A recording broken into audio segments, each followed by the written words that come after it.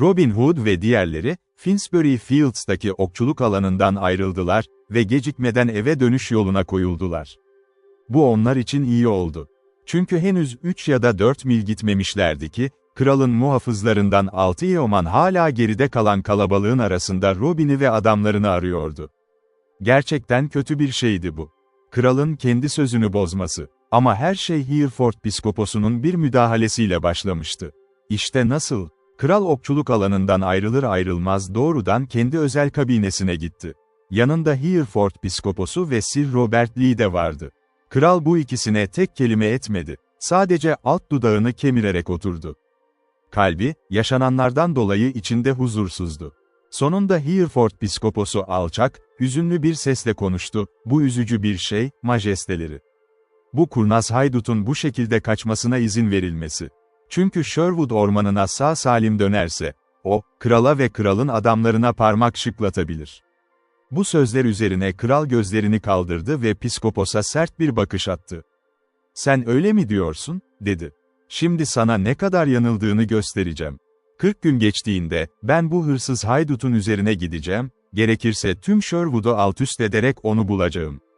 İngiltere kralının yasaları bir avare tarafından böyle çiğnenebilir mi? Sonra Piskopos tekrar konuştu, yumuşak, pürüzsüz bir sesle.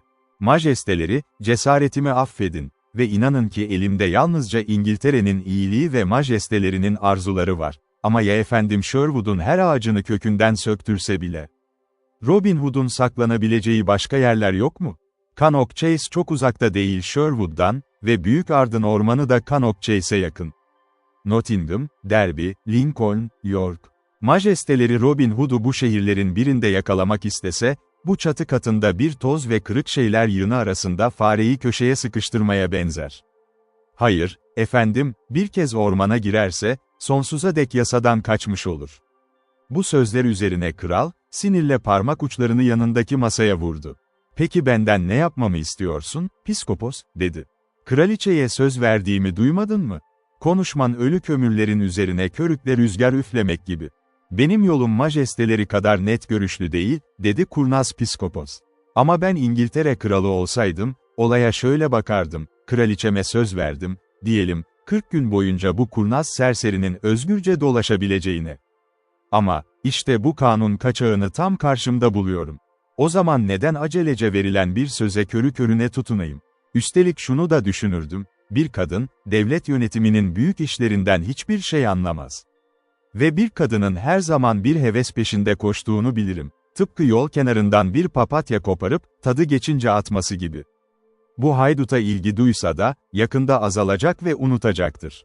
Oysa elimde İngiltere'nin en büyük kötü adamı var, parmağımı açıp onu aralarından mı kaydırayım? İşte böyle düşünürdüm, majesteleri, eğer ben kral olsaydım." Piskopos böyle konuştu ve kral onun kötü öğüdünü dinledi. Bir süre sonra Sir Robert Lee'ye döndü ve ona Robin Hood ile 3 adamını yakalamak için 6 muhafız yeomanlı göndermesini emretti. Sir Robert Lee nazik ve asil bir şövalyeydi ve kralın sözünü bu denli çiğnediğini görmek onu derinden üzdü. Yine de hiçbir şey söylemedi. Çünkü kralın Robin Hood'a karşı ne kadar acı bir öfke beslediğini görüyordu. Ama muhafızları hemen göndermedi. Önce kraliçeye gitti, her şeyi anlattı ve kraliçeden Robin'e haber ulaştırmasını rica etti. Bunu Robin Hood'un iyiliği için değil, efendisinin onurunu kurtarmak için yapıyordu. Böylece, muhafızlar okçuluk alanına vardıklarında, Robin ve diğerleri çoktan gitmiş oldu. Öğleden sonra neredeyse geçmişti ki, Robin Hood, Küçük John, Will ve Ellen eve dönüş yoluna koyuldular. Neşeyle yürüyorlardı, güneşin alçaldıkça altın ışığının pembe kırmızıya döndüğü bir akşam üstünde. Gölgeler uzadı, sonunda yumuşak alacakaranlığın griliğinde eridi. Tozlu ana yol karanlık çitler arasında tamamen bembeyazdı ve 4 adam gölgeler gibi yürüyordu. Ayaklarının sesi ve konuşmaları, havadaki sessizlikte net bir şekilde çınlıyordu. Büyük yuvarlak ay doğu gökyüzünde süzülüyordu ve karşılarında, Londra'dan 10 ya da 12 mil uzaklıkta, Barnet Town'un parıldayan ışıklarını gördüler. Taş sokaklarda yürüdüler, sıcak kapılarının önünde bürgerler ve zanaatkarlarla dolu sakin evlerin yanından geçtiler. Sonunda, köyün öte yanında, güllerle ve ağaçlarla sarılı küçük bir hana geldiler. Robin durdu, bu yer ona çok cazip gelmişti. Burada konaklayıp dinleneceğiz bu gece, dedi. Londra kasabasından ve kralın öfkesinden uzaktayız. Hem yanılmazsam, içeride tatlı bir şeyler de buluruz. Ne diyorsunuz, çocuklar? İyi efendim, dedi küçük John, senin emrin ve benim isteğim kek ve bira gibi birbirine uyar. Bizi içeri al. Will Scarlett seslendi, her zaman senin dediğini yapmaya hazırım, amca, ama dinlenmeden önce biraz daha yol almayı dilerdim. Yine de, eğer en iyisi budur diye düşünüyorsan, ben de aynı fikirdeyim. İçeri girdiler ve yerin sunduğu en iyisini istediler. Kısa sürede önlerinde güzel bir ziyafet duruyordu. 2 sağlam şişe eski şarapla. Tombul ve dolgun bir şekilde servis edilmişti. Küçük John'un gözü, hem et hem içecek olsa da, hemen tombul hizmetçi kıza takıldı, kollarını beline dayamış ve zaman zaman göz kırpan bir kıza. Kız nasıl kıkırdadı bir görmeliydiniz. Ve küçük John'a gözlerinin köşesinden nasıl baktı, her iki yanağında da gamzeler belirerek. Çünkü adam, kadınlarla her zaman çok iyi anlaşırdı. Ziyafet neşeyle geçti ve o an, bu 4 sağlam adamı ağırladığından bu yana bu kadar canlı olmamıştı. Ama sonunda yemek bitmişti, ya da bitmeyecek gibi görünse de oturmuş sohbet ediyorlardı. Tam o sırada ev sahibi içeri girdi. Kapıda birinin olduğunu söyledi, genç bir sayfa, mavi giysili, kraliçenin evinden Richard Partington. Robin Hood'la hemen konuşmak istiyordu. Robin hızla ayağa kalktı. Ev sahibine peşinden gelmemesini söyleyerek dışarı çıktı. Diğerleri ise birbirlerine bakarak ne olacağını merak ettiler. Han kapısında Robin, genç Richard Partington'ı beyaz ay ışığında atının üstünde otururken buldu. "Ne haberiniz var, Sir Sayfa?" dedi Robin. "Umarım kötü bir haber değildir. Artık büyük bir sorun var," dedi genç Partington. "Kral, o iğrenç Hereford piskoposu tarafından sana karşı kışkırtıldı. Seni Finsbury Fields'te tutuklamak için adam gönderdi. Ama orada bulamayınca, 50 ya da daha fazla silahlı adamı topladı ve onları bu yola sürdü. Ya seni yolda yakalamak ya da Sherwood'a dönmeni engellemek istiyorlar. Hereford piskoposu bütün bu adamların komutasını aldı. Ve piskopostan ne beklediğini bilirsin, kısa bir af ve uzun bir ip. 2 süvari grubu var. Hemen arkamda, bu yüzden buradan hemen ayrılmalısın. Bu gece soğuk bir zindanda uyumak istemiyorsan. Bunu sana kraliçenin emriyle söylüyorum. Richard Partington, dedi Robin, bu 2. kez hayatımı kurtardın. Doğru zamanı geldiğinde sana göstereceğim ki Robin Hood bunu asla unutmaz. Ama o piskopos, eğer bir daha Sherwood yakınında onu yakalarım, onunla başım ağrıyacak demektir. İyi kraliçeye şunu söyle, St. Albans'ta konaklayacağım. Ama ana yola çıkınca ayrı yönlere gideceğiz. Böylece birisi yakalanırsa diğerleri belki kurtulabilir. Sinsi gideceğiz, umarım Sherwood'a güvenle ulaşırız. Ve şimdi, Bay Sayfa, veda ediyorum. Hoşça kal, cesur Yeoman, dedi genç Partington. Umarım güvende saklanabilirsin. İkisi birbirinin elini sıktı ve sayfa atını döndürüp Londra'ya sürerken, Robin tekrar Han'a döndü. "Kalkın, neşeli adamlarım," dedi Robin. "Bu bizim için yer değil, burada kalanlar tehlikeye girebilir. Yola devam edeceğiz. Bu gece St. Albans'a ulaşana kadar durmayacağız." Çantasından ev sahibine borcunu ödedi ve Han'ı terk ettiler. Kasabanın dışına çıkınca Robin durdu ve genç Partington ile aralarında geçen her şeyi anlattı. Kralın adamlarının tam arkalarında olduğunu söyledi. "Burada ayrılıyoruz," dedi. "Siz 3'ü doğuya gideceksiniz. Ben batıya. Ana yollardan uzak, sinsi yollardan geçeceğiz. Will Scarlett, sen diğerlerine önderlik et. Zekin Keskin, buna güveniyorum." Sonra üçüyle yanaklarını öptü ve birbirlerinden ayrıldılar. Kısa süre sonra kralın adamlarından bir grubu gürültüyle Barnet Town'daki Han'ın kapısına dayandı. Atlarından atladılar ve hızla evi sardılar. Gruptaki lider ve 4 yeoman içeri daldı. Ama kuşlar bir kez daha uçmuştu ve kral 2. kez engellenmişti. "Bunların yaramaz adamlar olduğunu sanıyordum," dedi ev sahibi, gelen askerlerin aradığı kişiler olduğunu anlayınca.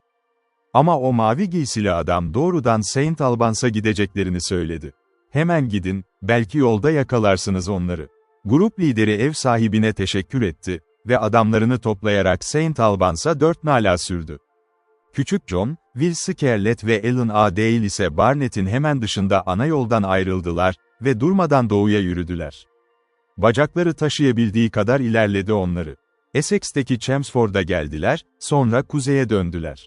Cambridge'den, Lincolnshire'dan geçtiler. Gainsborough'a ulaştılar. Oradan batıya ve güneye kırdılar, sonunda Sherwood Ormanı'nın kuzey sınırlarına ulaştılar. 8 günde yol aldılar. Kralın adamlarından tek bir grupla bile karşılaşmadan. Ormanlara güvenle girdiler. Ama Greenwood Glade'e vardıklarında, Robin henüz dönmemişti. Çünkü Robin, adamları kadar şanslı değildi. Büyük Kuzey yolundan ayrıldıktan sonra yüzünü batıya çevirdi. Aylesbury'nin yanından geçerek Oxfordshire'daki Woodstock'a ulaştı. Oradan kuzeye döndü. Warwick Town'dan geçip Staffordshire'daki Dudley'e gelene kadar yürüdü. 7 gün sürdü bu. Sonra yeterince kuzeye gittiğini düşünüp doğuya döndü. Lichfield'dan ve Ashby'de Lazaç'tan geçerek Sherwood'a yaklaştı. Stanton adlı yere geldi. Ve Robin'in kalbi sevinçle doldu, tehlikenin geçtiğini, yakında ormanlara ulaşacağını hissediyordu. Ama kadehin dudaklı arası çok uzun olabilir. Kralın adamları St. Albans'ta Robin'i ve adamlarını bulamayınca şaşkına döndü. Ne yapacaklarını bilemediler. Kısa sürede bir süvari grubu daha geldi, sonra bir tane daha, ta ki ay ışığında tüm sokaklar silahlı adamlarla dolana kadar. Gece yarısından sonra Hereford Piskoposu da geldi. Robin'in bir kez daha tuzaktan kaçtığını duydu. Ama tek bir dakika bile durmadı. 4. gün akşamı Nottingham Town'a ulaştı. Adamlarını 6 ya da 7 kişilik gruplara böldü ve her yönde, her ana yolda ve yan yolda, Sherwood'un çevresinde barikatlar kurdu. Nottingham şerifi de tüm adamlarını çağırdı ve Piskopos'la birleşti. Bu, Robin Hood'a olan hesabını kapatmak için en iyi fırsattı. Will Scarlet, Küçük John ve Alan Adale, kralın adamlarının hattından tam bir gün önce geçtiler. Eğer biraz daha geç kalsalardı, kesinlikle Piskopos'un eline düşmüşlerdi. Ama Robin bunların hiçbirinden habersizdi. Stanton'ın ötesinde yolda neşeyle ıslık çalarak ağır ağır yürüyordu. Sonunda sığ bir dereye geldi. Çakıl tabanında çınlayan, parlayan bir dereye. Susamıştı. Diz çöküp avuçlarını kase yaparak içmeye başladı. Yolun iki yanında, uzun bir mesafe boyunca, sık çalılıklar ve genç ağaçlar vardı ve bu Robin'i mutlu etti. Küçük kuşların şarkısını duyuyordu, bu ona Sherwood'u hatırlatıyordu, sanki bir ömür geçmişti oradan beri. Ama aniden, eğilmişken, içerken, kulağının yanından bir şey tıs diye geçti ve yanındaki çakıl ve suya saplandı. Robin göz kırpması gibi ayağa fırladı. Bir sıçrayışta dereyi ve yol kenarını geçip, etrafına bakmadan kafasını öne eğerek çalılığa daldı. Çünkü çok iyi biliyordu, kulağının yanından bu kadar tehlikeli geçen şey bir okey uçuydu ve tek bir anlık gecikme ölüm demekti. Çalığın içine atladığında, dalların arasından 6 ok daha sallandı ona doğru, biri dubletini deldi ve derin yaralayacaktı, ama üzerindeki sert çelik kaplama onu korudu. Yolun yukarısından kralın adamlarından bir grup hızla binerek geliyordu. Atlarından atladılar ve Robin'in peşinden doğrudan çalılığa girdiler. Ama Robin bu toprağı onlardan çok daha iyi tanıyordu. Ama 3 furlong bile gitmemişti ki, aniden bir tepenin yamacına geldi ve aşağıda, vadinin gölgesinde, yol kenarında oturan başka bir grup kralın adamını gördü. Duraksadı bile değil. Hemen döndü ve geldiği tarafa koştu. Çalılıktan henüz çıkan adamlardan kaçmak, vadideki grubun kollarına koşmaktan iyiydi. Tüm hızıyla geri döndü ve çalılıktan 7 adam açık yola çıktı. Büyük bir tezahürattı bu, bir avcının geyiği görünce çıkardığı o ses gibi. Ama Robin onlardan çeyrek milden fazla uzaktaydı ve hızla zemin kapıyordu. Adımını hiç yavaşlatmadı. Mil mil koştu, ta ki Derby Town'a yakın Derwent Nehri yanındaki Mackworth'a gelene kadar. Ancak o zaman, tehlikeden uzaklaştığını görünce, koşusunu yavaşlattı. En uzun, en serin gölgenin düştüğü bir çitin yanına çöküp dinlendi ve nefes aldı. "Ruhum aşkına, Robin," dedi kendi kendine, "bu hayatının en dar kaçışıydı. O kötü okun tüyü kulağımı gerçekten gıdıkladı, öyle hızlı geçti. Bu koşu bana büyük bir iştah verdi. Aziz Dunstan'dan biraz et ve bira göndermesini diliyorum." Ve sanki Aziz Dunstan gerçekten duymuş gibi, o anda yolda ağır ağır bir adam belirdi.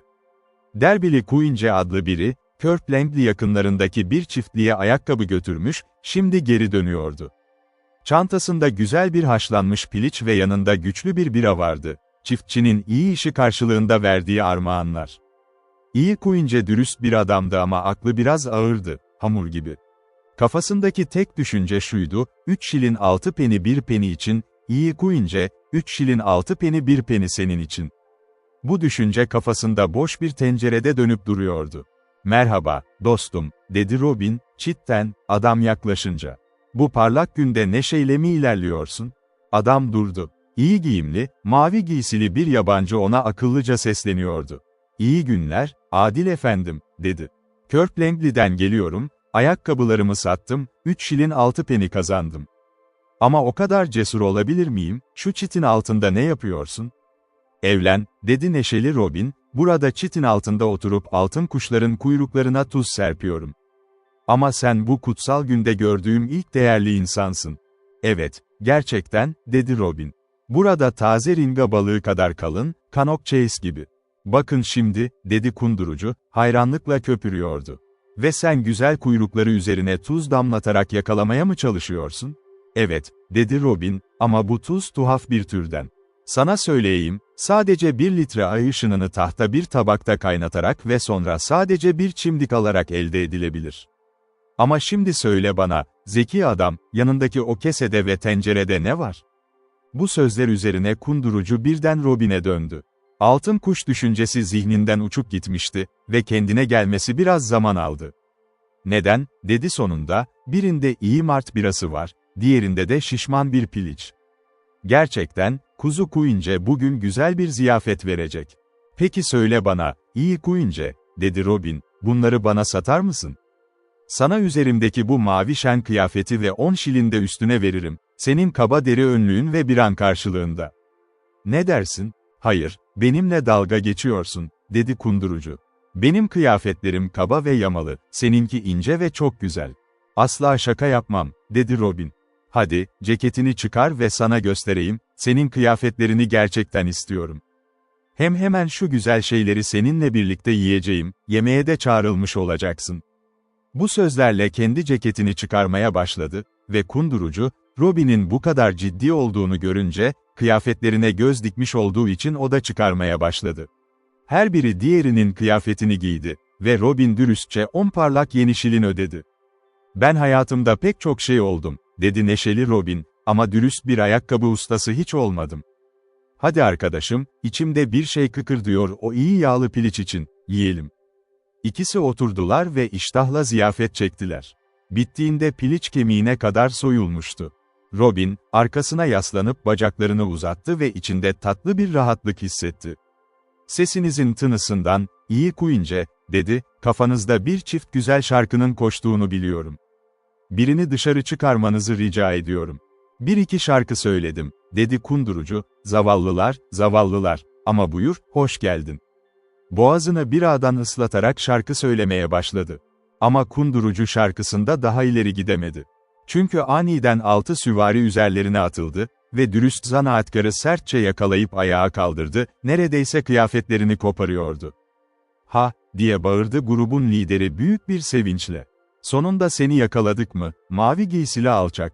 Şimdi Aziz Hubert adına şükrederiz, çünkü Piskopos bizi bu anda 400 pound daha zengin yapacak. Oho, sen kurnaz serseri, ne kadar masum görünmek istersen istesin, biz seni tanıyoruz, yaşlı tilki.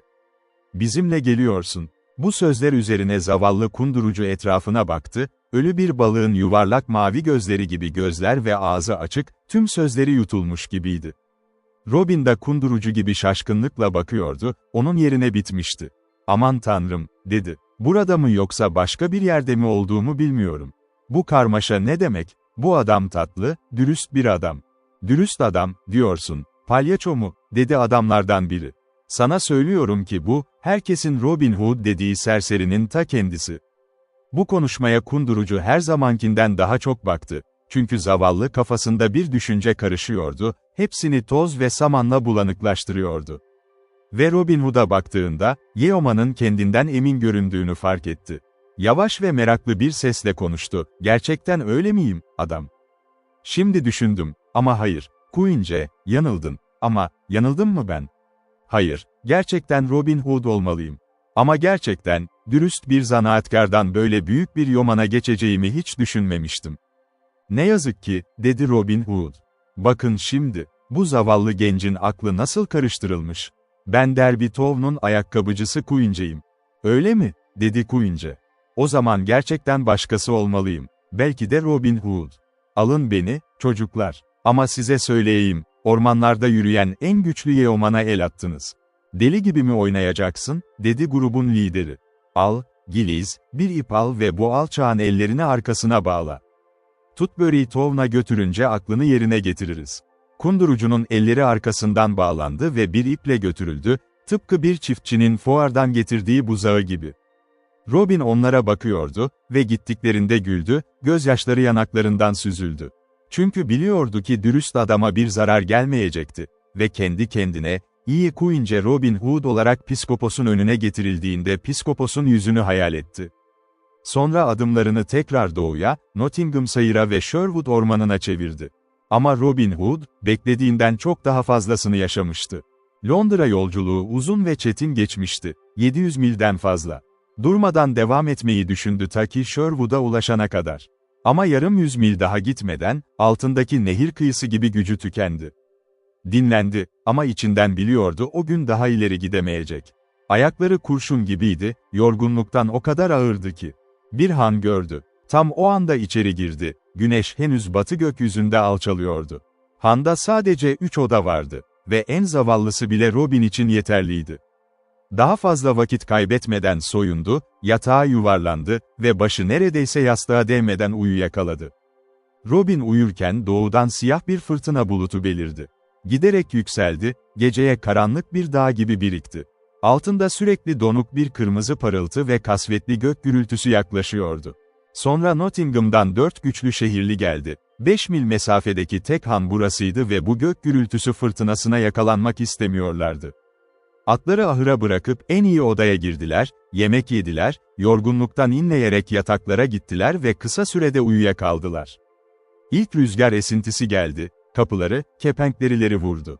Yaklaşan yağmurun kokusu vardı havada. Kapı aniden açıldı ve bir rahip içeri girdi. Emmet Manastırı'ndan, üst rütbeli biri, cübbesinin yumuşaklığından ve tesbihinin zenginliğinden anlaşılıyordu. Ev sahibini çağırdı, önce eşeğinin iyi bakılmasını emretti, sonra kendine evdeki en iyisini getirtti. Küçük yağlı kaymak, soğanlı güveç, mantar ve kalın bir şişe Malmsey şarabı. Kutsal rahip büyük bir iştahla yedi, tabakta geriye sadece küçük bir sos havuzu kaldı. Bu arada fırtına çöktü. Rüzgar güçlendi, yağmur duşlar halinde yağdı, yüzlerce küçük el gibi kapılara vurdu. Parlak şimşek her damlayı aydınlattı, gök gürültüsü büyük fıçıların yuvarlandığı gibi gümbürdedi. Kadınlar çığlık attı. Sonunda kutsal rahip ev sahibine odasını göstermesini istedi. Biriyle yatak paylaşmak zorunda kalacağını duyunca huysuzlandı, ama başka çare yoktu. Mumunu alıp homurdanarak gitti. Odaya geldiğinde ışığı Robin'in üzerine tuttu ve baştan ayağa inceledi. Sonra daha memnun oldu. Çünkü sert, kirli sakallı bir adam yerine, pazar günleri bulabileceğin en taze ve temiz genç bir adam gördü. Kıyafetlerini çıkarıp yatağa girdi. Robin homurdanıp yer açtı, uykusunda bile. Robin uzun zamandır bu kadar derin uyumamıştı, yoksa bir rahibin bu kadar yakınında bu kadar sessiz uyuyamazdı. Rahip ise, Robin Hood olduğunu bilseydi, yatakta bir kızılderiliyle olmaktan daha az rahat hissederdi. Gece rahat geçti, ama sabahın ilk şafağında Robin gözlerini açtı ve başını çevirdi. Nasıl şaşkınlıkla baktı, yanında tamamen tıraşlı ve tırmıklı biri vardı, kutsal rütbeden biri olduğu açıktı. Kendini keskin bir şekilde çimdi, ama uyanık olduğunu görünce yatakta doğruldu. Diğeri ise sanki Emmet Manastırı'nda huzurla uyuyor gibi uyuyordu.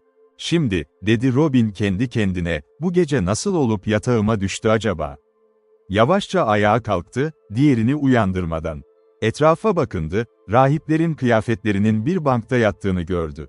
Önce kıyafetlere baktı, başını bir yana çevirdi, sonra rahibeye baktı ve yavaşça bir gözünü kırptı. İyi kardeş, dedi, adın her neyse. Yatağımı bu kadar iyi kullandığın için kıyafetlerini ödünç alacağım. Hemen kutsal adamın kıyafetini giydi, ama nazikçe, yerine kendi ayakkabıcı kıyafetlerini bıraktı. Ahır işçisi, yeşil bir fare gözünden açar gibi gözlerini açtı, çünkü emmet rahipleri gibi adamlar erken kalkardı. Ama adam düşüncelerine dalmış, sadece Robin'e eşeğini isteyip istemediğini sordu. Evet, oğlum, dedi Robin, katır hakkında hiçbir şey bilmese de ve çabuk getir, geç kaldım ve koşmak zorundayım. Kısa süre sonra ahır işçisi eşeği çıkardı. Robin bindi ve sevinçle yoluna devam etti. Kutsal rahip ise kalktığında dünyada en güzel bir güveç içindeydi. Çünkü ne zengin yumuşak cübbesi vardı, ne de içinde 10 altın pound olan çantası. Geriye sadece yamalı kıyafetler ve deri önlük kalmıştı. Öfkeli ve küfür ediyordu. Ama küfür hiçbir şeyi onarmadı. Ya bu kıyafetleri giymek zorundaydı ya da çıplak yolculuk etmek. Kıyafetleri giydi ve Derbyshire tüm ayakkabıcılardan intikam alacağına yemin ederek, yürüyerek yola çıktı. Ama sorunları henüz bitmemişti. Kralın adamlarının eline düşmeden çok uzaklara gidemedi ve onlar onu istemeden Tutbury Town'a, Hereford Piskoposuna götürdü. Boşuna yemin etti, kutsal adamın kendisi olduğuna ve tıraşlı tacını gösterdi. Gitmek zorundaydı. Çünkü başka ne diyebilirdi ki? Robin Hood olduğunu iddia etmekten başka ne kalırdı? Bu sırada neşeli Robin mutlu bir şekilde yoluna devam etti, iki kral askeri bandının yanından güvenle geçti. Kalbi Sherwood'un yakınlığıyla dans etmeye başlamıştı. Ama aniden, gölgeli bir sokakta soylu bir şövalye ile karşılaştı. Robin katırını hızla durdurdu. "Hoş geldiniz, Sir Richard of Lee," diye bağırdı. "İngiltere'de bugün başka hiçbir adamın yüzünü görmekten bu kadar sevinmezdim." Sonra Sir Richard'a başından geçen her şeyi anlattı ve artık kendini güvende hissediyordu, Sherwood'a bu kadar yakındı. Ama Robin bitirince, Sir Richard üzgünce başını salladı. "Şimdi daha büyük bir tehlikedesin, Robin, şimdiye kadar olduğundan çok daha büyük," dedi. Önünde şerifin adamları her yolu kapamış, kimseyi onları yakından incelemeden geçirmiyor. "Bunu kendim biliyorum, onlardan yeni geçtim. Önünde şerifin adamları, arkanda kralın adamları ve her iki yönde de geçemezsin. Çünkü bu zamana kadar kılık değiştirdiğini öğrenmiş olacaklar ve seni yakalamak için bekleyecekler." Bunu söyleyince Sir Richard başını düşünceli eğdi. Robin'in kalbi sıkıştı, yuvasının toprakla kapatıldığını fark eden bir tilki gibi. Saklanacak bir yer yoktu. Ama kısa süre sonra Sir Richard tekrar konuştu. "Yapabileceğin bir şey var, Robin, sadece bir tane. Londra'ya geri dön ve iyi kraliçe Eleanor'un merhametine güven. Benimle gel kaleme. O kıyafetleri çıkar ve benim adamlarımınkileri giy. Sonra arkamda bir asker olarak Londra'ya götürürüm seni.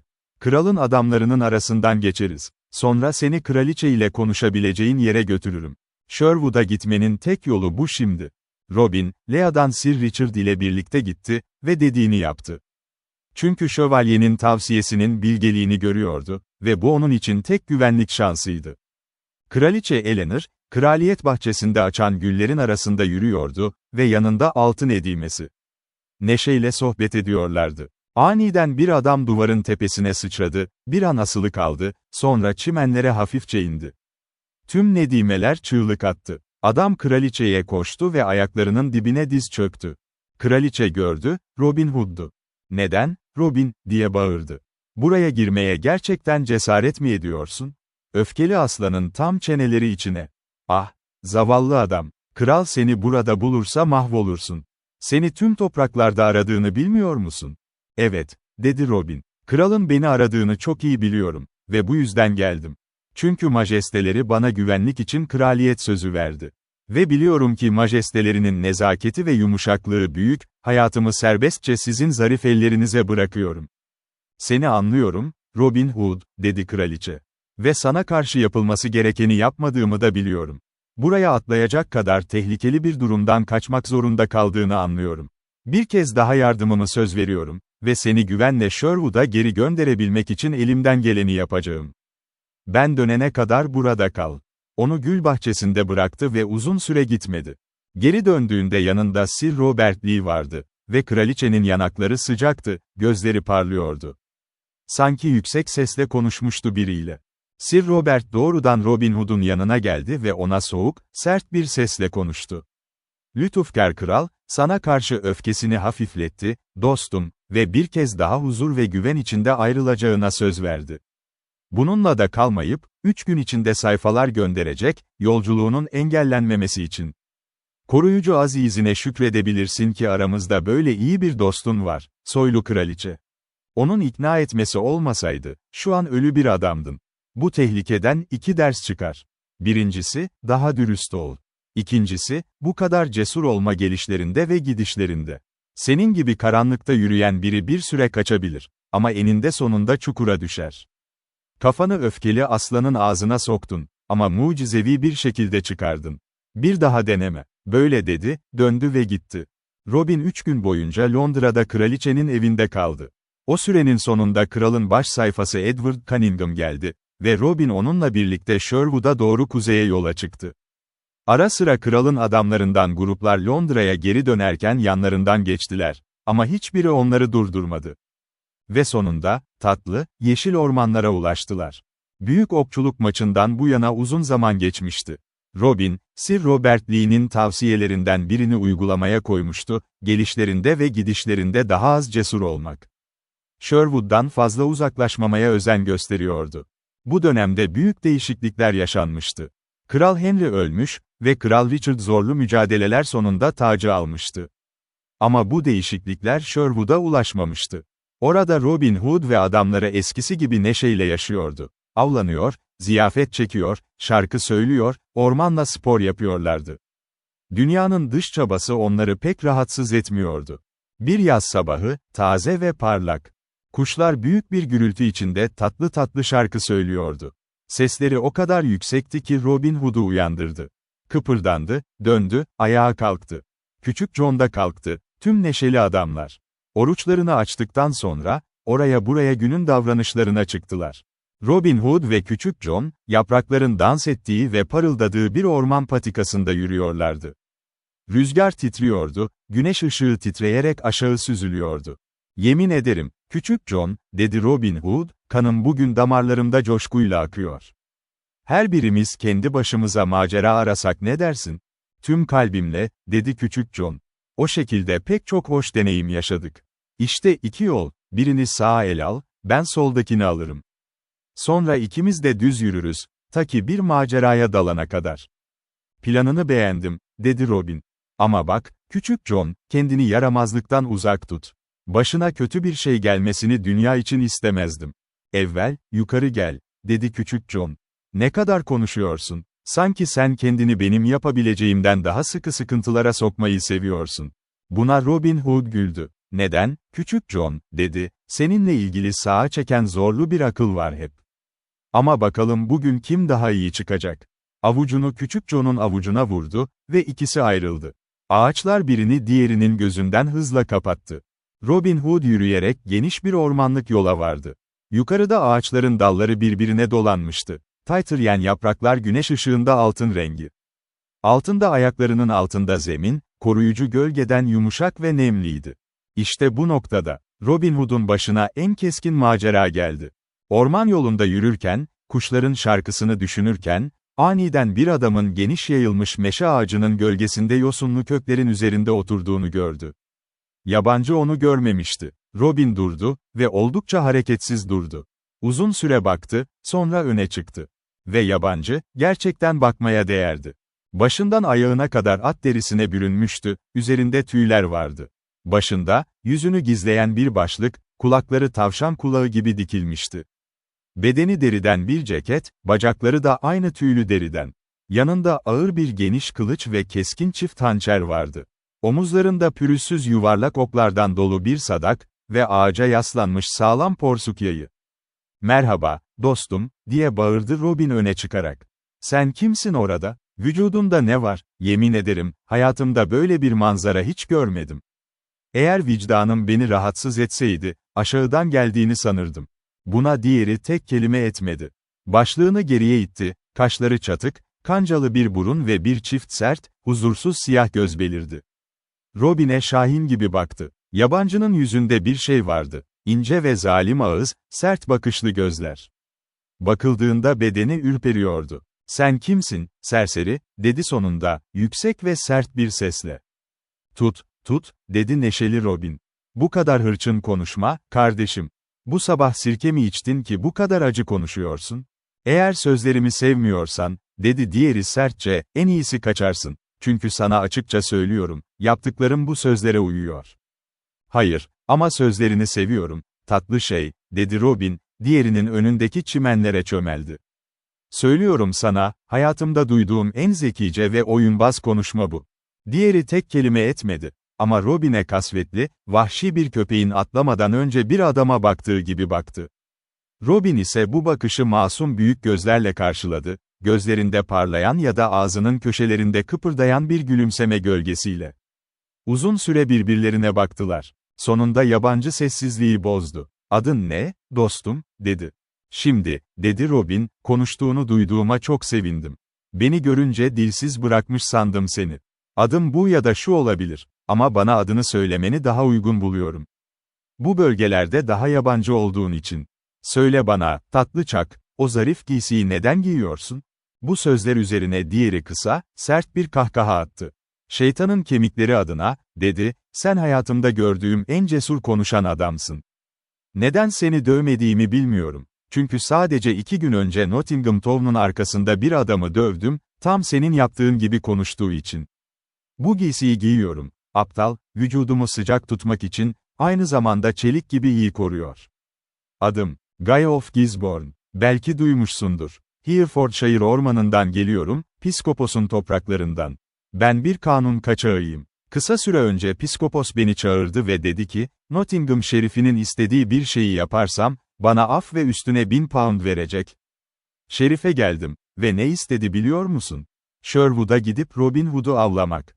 Onu canlı ya da ölü yakalamak.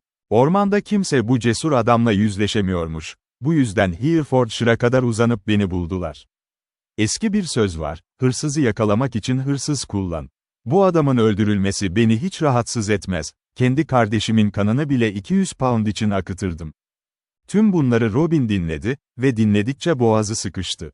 Bu Gisborne'lu Guy'u biliyordu. Herefordshire'da yaptığı kanlı ve cinayetli işler her yerde ünlüydü.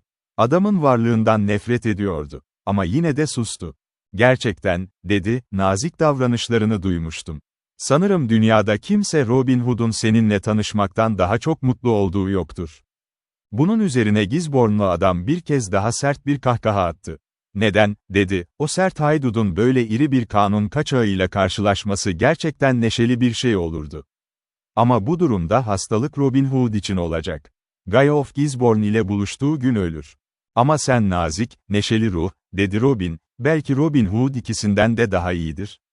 Ben onu tanıyorum ve birçok kişi onu buranın en güçlü adamı sayıyor. Buranın en güçlü adamı olabilir," dedi Guy of Gisborne. "Ama sana söylüyorum, bu ahırın geniş dünya olmadığını. Ben hayatımda ondan çok daha iyisiyle karşılaştım.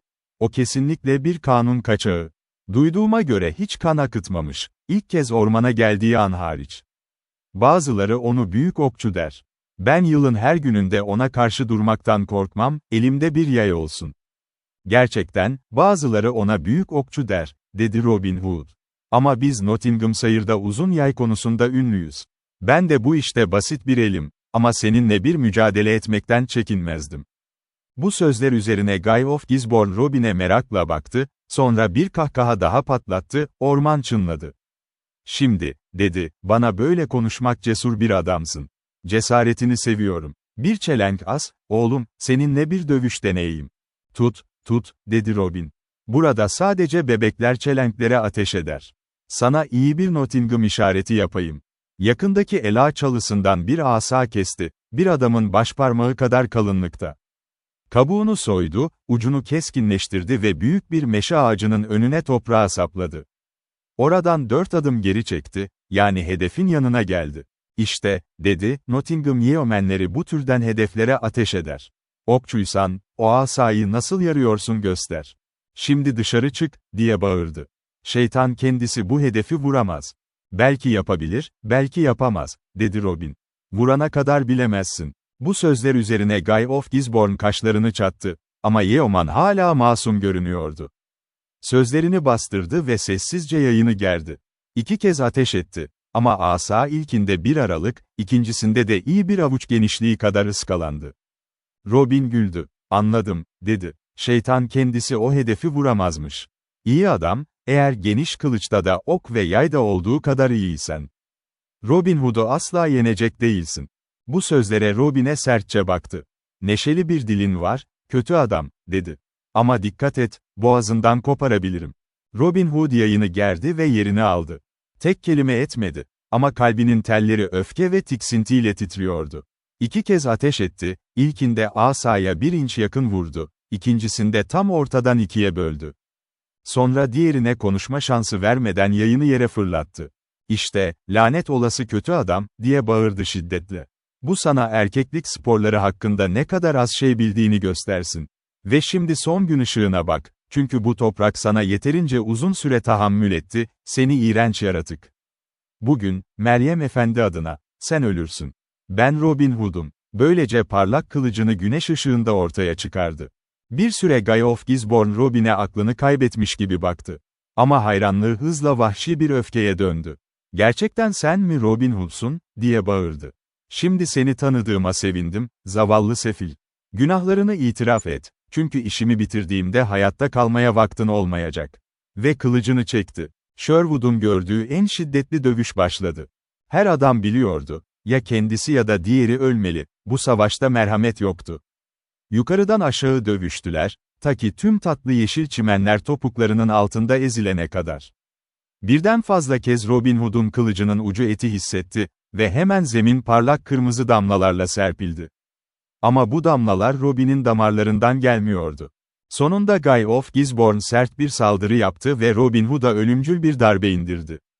Robin geri sıçradı, ama tam o anda topuğunu bir köke taktı ve sırt üstü düştü. "Şimdi, kutsal Meryem, yardım et bana," diye mırıldandı. Diğeri üzerine atladı, yüzünde öfkeli bir gülümseme. Gisborne büyük kılıcıyla güçlü bir vuruş indirdi. Robin kılıcı çıplak eliyle yakaladı. Avucunu kesti, uç derine battı, yanına çok yakın geçti. Ama sıçrayarak ayağa kalktı, elinde sağlam kılıcıyla. Umutsuzluk Gisborne'un kalbine kara bulut gibi çöktü, etrafına vahşice baktı, yaralı bir şahin gibi. Robin gücünün azaldığını görünce öne atıldı ve bir şimşek hızıyla kolunun altına bir darbe vurdu. Kılıç Guy of Gisborne'un elinden düştü, geri sendeledi. Ve Robin'in kılıcı vücudundan geçti. Topukta döndü, ellerini havaya kaldırarak vahşi bir çığlık attı ve yeşil çimenlerin üzerine yüzüstü yığıldı. Robin kılıcını sildi ve kınına soktu. Guy of Gisborne'un yattığı yere geldi, kollarını kavuşturarak üzerinde durdu ve kendi kendine konuştu. "Bu benden beri öldürdüğüm ilk adam. Gençliğimin sıcak günlerinde kralın ormancısını vurmuştum ve o ilk can için hala acı düşünürüm. Ama buna, ülkeyi harap eden bir yaban domuzunu öldürmüş gibi seviniyorum. Çünkü Nottingham şerifi böyle birini bana karşı gönderdi. Ben de adamın kıyafetini giyeyim ve neye ulaşabileceğimi göreyim. Belki ona borçlu olduğum puanın bir kısmını öderim." Böylece Robin Hood, ölü adamın üzerindeki tüylü giysileri çıkardı. Hepsi kanlıydı ama yine de üstüne giydi. Diğerinin kılıcını ve hançerini kuşandı, kendi hançerini eline aldı, 2 yay ile birlikte. At derisinden başlığı yüzüne çekti, kimsenin onu ayırt edemeyeceği şekilde. Sonra adımlarını doğuya, Nottingham Town'a çevirdi. Yolda yürürken, erkekler, kadınlar ve çocuklar ondan uzaklaşıp saklanıyordu. Çünkü Guy of Gisborne'un adının dehşeti her yere yayılmıştı. Ve şimdi, bu olaylar sırasında Küçük John'un başına ne geldiğine bakalım. Küçük John orman yollarında yürürken ormanların kenarlarına yaklaştı. Burada tarlalar ve çayırlar güneşte gülümsüyordu. Bir otoyoldan geçerken, küçük sazdan bir kulübenin arkasında durdu. Önünde çiçekli yengeç ağaçları kümesi vardı. Ve aniden durdu. Çünkü içeriden birinin sesini duyduğunu sandı, bir üzüntü sesi. Dinledi ve kulübeden geldiğini fark etti. Kapıyı açtı, içeri girdi. Soğuk ocak taşının yanında oturan gri saçlı bir kadın vardı. İleri geri sallanıyor, acı acı ağlıyordu.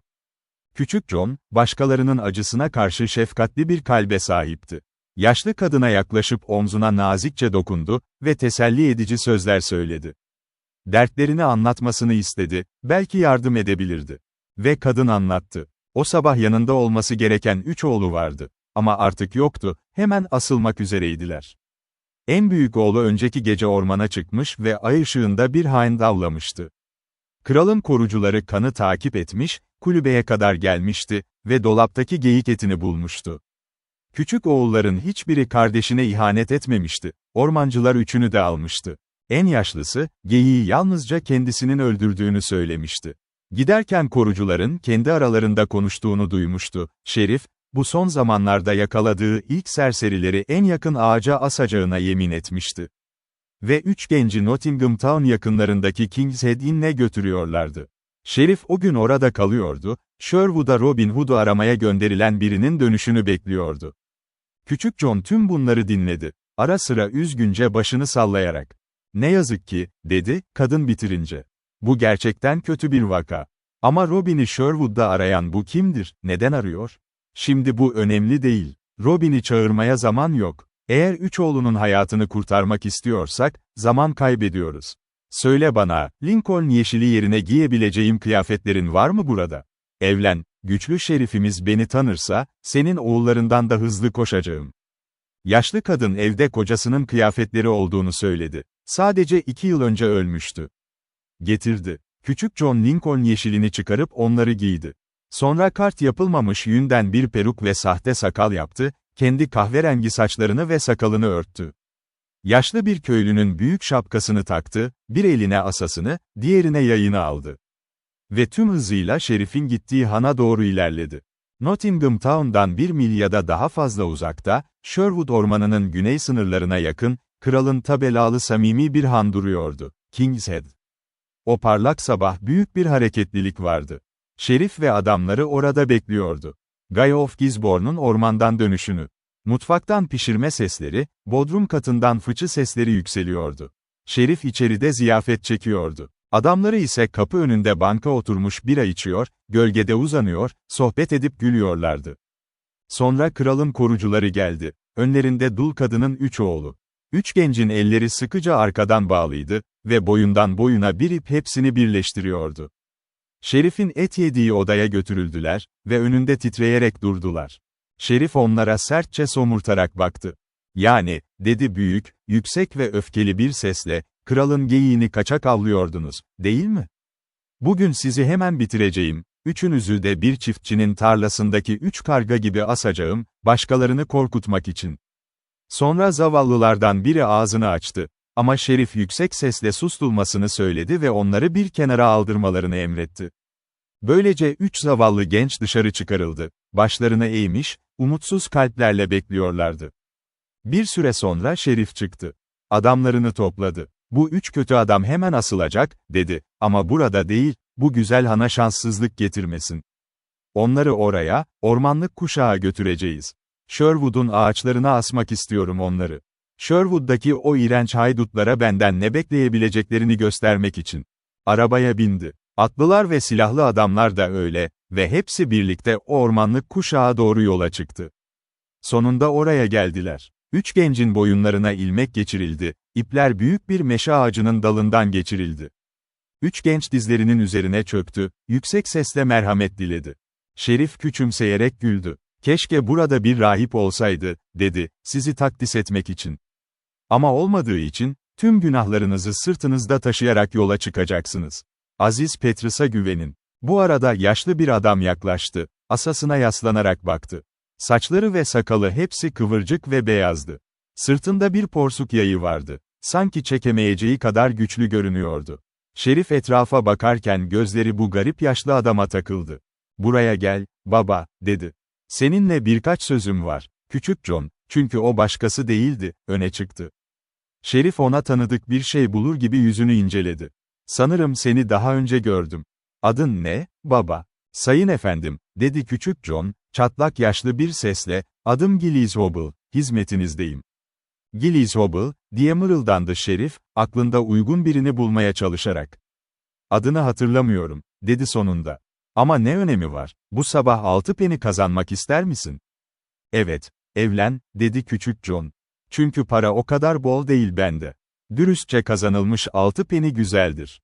"Ne yapmamı istiyorsunuz, sayın efendim?"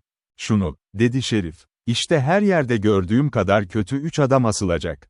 Eğer onları asmak istersen, herkese 2 peni öderim. Silahlı adamlarım bu tür işlere karışmaktan hoşlanmaz. Dener misin?" "Rahatlıkla," dedi küçük John, hala yaşlı adam sesiyle. "Böyle bir şey daha önce yapmadım. Ama 6 peni kolay kazanılır." "Ama, sayın efendim, çocuklar hala sağ mı?" "Evet," dedi Şerif gülerek. "Hepsini de halledebilirsin istersen. Ama acele et, kısa süre sonra Mine Inn'e döneceğim." Küçük John, üç gencin titreyerek durduğu yere geldi. Yüzünü ilk adamın yanağına koydu, sanki ona bir şey söylüyormuş gibi, ve kulağına fısıldadı, "Dur, kardeşim." Bağlarının kesildiğini hissedince, beni görünce yün peruğumu ve sakalımı attığımda, boyundaki ilmeği at ve ormana koş. Sonra gencin ellerini bağlayan ipi usulca kesti. Adam hareketsiz durdu, sanki hala bağlıymış gibi. İkincisine de aynı şeyi yaptı, üçüncüsüne de. Hepsi o kadar ustaca ki, Şerif atının üzerinde gülerek oturuyor, adamları da fark etmiyordu. Sonra küçük John Şerif'e döndü. "Sayın efendim," dedi, "yayımı çekmeme izin verir misiniz? Sallanırken onlara omurgaya bir okey yardım etmek istiyorum." "Tüm kalbimle," dedi Şerif. "Sadece söylediğim gibi, acele et." Küçük John yayının ucunu ayağına koydu ve öyle gerdi ki herkes bu kadar güçlü yaşlı bir adamı görünce hayrete düştü. Sonra okey sabağından pürüzsüz bir okey çekti ve ipe taktı. Etrafına baktı, yolun açık olduğunu gördü. Ve aniden, başından ve yüzünden yün fırladı. Güçlü bir sesle bağırdı, "Koşun!" Üç genç hemen boyunlarındaki ilmekleri fırlattı ve açık alandan ormana doğru koştu, ok yaydan uçarken. Küçük John da bir tazı gibi güvenliğe doğru uçtu. Şerif ve adamları anlık şaşkınlıkla dondu kaldı. Ama Yeoman çok ilerlemiş, Şerif ayıldığında. "Peşinden," diye bağırdı güçlü bir sesle. Artık kiminle konuştuğunu biliyordu ve daha önce tanımadığına şaşırıyordu. Küçük John bu sözleri duydu. Ormanlara ulaşmanın mümkün olmadığını görünce durdu ve aniden döndü. Yayını tuttu, ateş edecekmiş gibi. "Geri durun, geri," diye şiddetle bağırdı. "İlk bir adım atan ya da parmağını yay teline dokunduran, ölür." Bu sözler üzerine Şerif'in adamları olduğu yerde dondu. Çünkü küçük John'un sözünü tutacağını biliyorlardı. Ve itaatsizlik ölüm demekti. Şerif boşuna onlara kükredi, ileri atmalarını emretti. Kimse kıpırdamadı. Hepsi dikilmiş, küçük John yavaşça geri çekilirken bakıyordu. Ama Şerif, küçük John'un parmakları arasından kayıp gitmesine tahammül edemedi. Öfkeden kafası döndü. Aniden atını sürdü, mahmuzlarını yanlarına saplayarak büyük bir bağırışla küçük John'un üzerine rüzgar gibi atıldı. Küçük John ölümcül yayını kaldırdı, gri kas tüyünü yanağına çekti. Ama ne yazık, uzun süre ona hizmet eden yay, o an ellerinde kırıldı ve okey ayaklarının dibine zararsızca düştü. Şerif'in adamları bu olayı görünce bağırdı ve efendilerini izleyerek küçük John'un üzerine koştu. Şerif diğerlerinin önündeydi ve küçük John ormanın sığınağına ulaşmadan yakalandı. Öne eğilerek güçlü bir darbe vurdu. Küçük John eğildi. Şerif'in kılıcı elini turdu, ama bıçağın düz kısmı başına çarptı ve onu sersemlemiş, akılsız bir şekilde yere serdi. Sessizlik. "Şimdi çok mutluyum," dedi Şerif, adamlar gelip küçük John'un ölmediğini gördüklerinde. "Bu adamın hayatımda ölmesine 500 pound verirdim, böyle asılmak yerine. Hemen su getirin, kafasına dökün." Adam emri yerine getirdi. Küçük John gözlerini açtı, şaşkın ve sersemdi. Ellerini arkasına bağlayıp bir ata bindirdiler, yüzü kuyruğa yaslanmış, ayakları karnının altında bağlı. Böylece onu King's Head Inn'e götürdüler, gülerek ve sevinçle. Dul kadının 3 oğlu ise güvenle kaçmış, ormanlarda saklanmıştı. Nottingham şerifi yine King's Head Inn'de oturuyordu. Kalbi sevinçle doluydu. Çünkü sonunda yapmaya çalıştığı şeyi yapmıştı, küçük John'u esir almıştı. Kendi kendine şöyle düşündü, yarın bu saatte haydut, Nottingham Town'un büyük kapısı önünde asılacak ve onunla uzun hesabımı kapatacağım. Derin bir kanarya şarabı içti. Ama sonra düşünceli bir şekilde başını salladı ve fincanı aceleyle bıraktı. "Şimdi," diye mırıldandı kendi kendine, "bu adamın 1000 pound için bile elimden gitmesini istemezdim." Yine de, efendisi o iğrenç Guy of Gisborne'dan mı kaçtı, bilinmez. O dünyanın en kurnaz alçağı, bu Robin Hood. Belki yarını asmak için beklememeliyim. Han adamlarını topladı. "Artık beklemeyeceğim bu serserileri asmak için," dedi. "Hemen yapılacak ve genç kötü adamları kurtardığı aynı ağaca götüreceğim." Bir kez daha küçük John'u ata koydular, yüzü kuyruğa dönük. Öyle ilerlediler, tıkırtılar ve çıngırdamalar yol boyunca, ta ki o ağaca gelene kadar. Tam o anda adamlardan biri seslendi, "Sayın efendim, o adam bize doğru gelmedi mi, sizin ormana gönderdiğiniz Guy of Gisborne?" Şerif gözlerini kıstı ve hevesle baktı. "Sirs," dedi, "o adamın kendisi. Allah göndersin ki o usta hırsızı öldürmüş olsun." Küçük John bu konuşmayı duyunca başını kaldırdı ve kalbi doğrudan içinde çöktü. Çünkü o adam kanlı giysiler içindeydi. Ama Robin Hood'un borazanını ve yayını taşıyordu, geniş kılıcı da yanındaydı. "Şimdi nasıl?" diye bağırdı Şerif, Robin Hood neredeyse yanlarına gelince. Guy of Gisborne'un kıyafetleri içinde. "Ormanda ne oldu? Adamım, giysilerin kanla kaplı. Eğer kıyafetlerimi sevmiyorsan," dedi Robin, sert bir sesle, "tıpkı Guy of Gisborne gibi, gözlerini kapatabilirsin. Üzerimdeki kan, bugün öldürdüğüm en kötü kanun kaçağından, kendime de hafif yaralar almadan değil." Sonra küçük John, Şerif'in eline düştükten bu yana ilk kez seslendi. "Ey lanet sefil, seni tanıyorum, Guy of Gisborne, kimseni duymamış ve lanetlememiş. Senin gibi bir el, şimdiye kadar atan en nazik kalbi ölümde durduruyor. Gerçekten, sen bu korkak Nottingham şerifi için uygun bir araçsın. Şimdi ölüyorum, nasıl öleceğim umurumda değil. Hayat benim için hiçbir şey." Böyle konuştu küçük John, kahverengi yanaklarından tuz gözyaşları süzüldü. Ama Nottingham şerifi sevinçle ellerini çırptı. "Şimdi, Guy of Gisborne," diye bağırdı. "Eğer söylediklerin doğruysa, hayatında yaptığın en iyi iş." "Sana söylediklerim doğru," dedi Robin, hala Guy'ın sesini taklit ederek. "Bak, bu Robin Hood'un kılıcı değil mi? Bu onun iyi ivli yayı değil mi? Bu onun borazanı değil mi? Guy of Gisborne bunları kendi isteğiyle mi verirdi?" Şerif sevinçten güldü. "Bugün iyi bir gün," diye bağırdı. "Büyük haydut öldü ve sağ kolu elimde.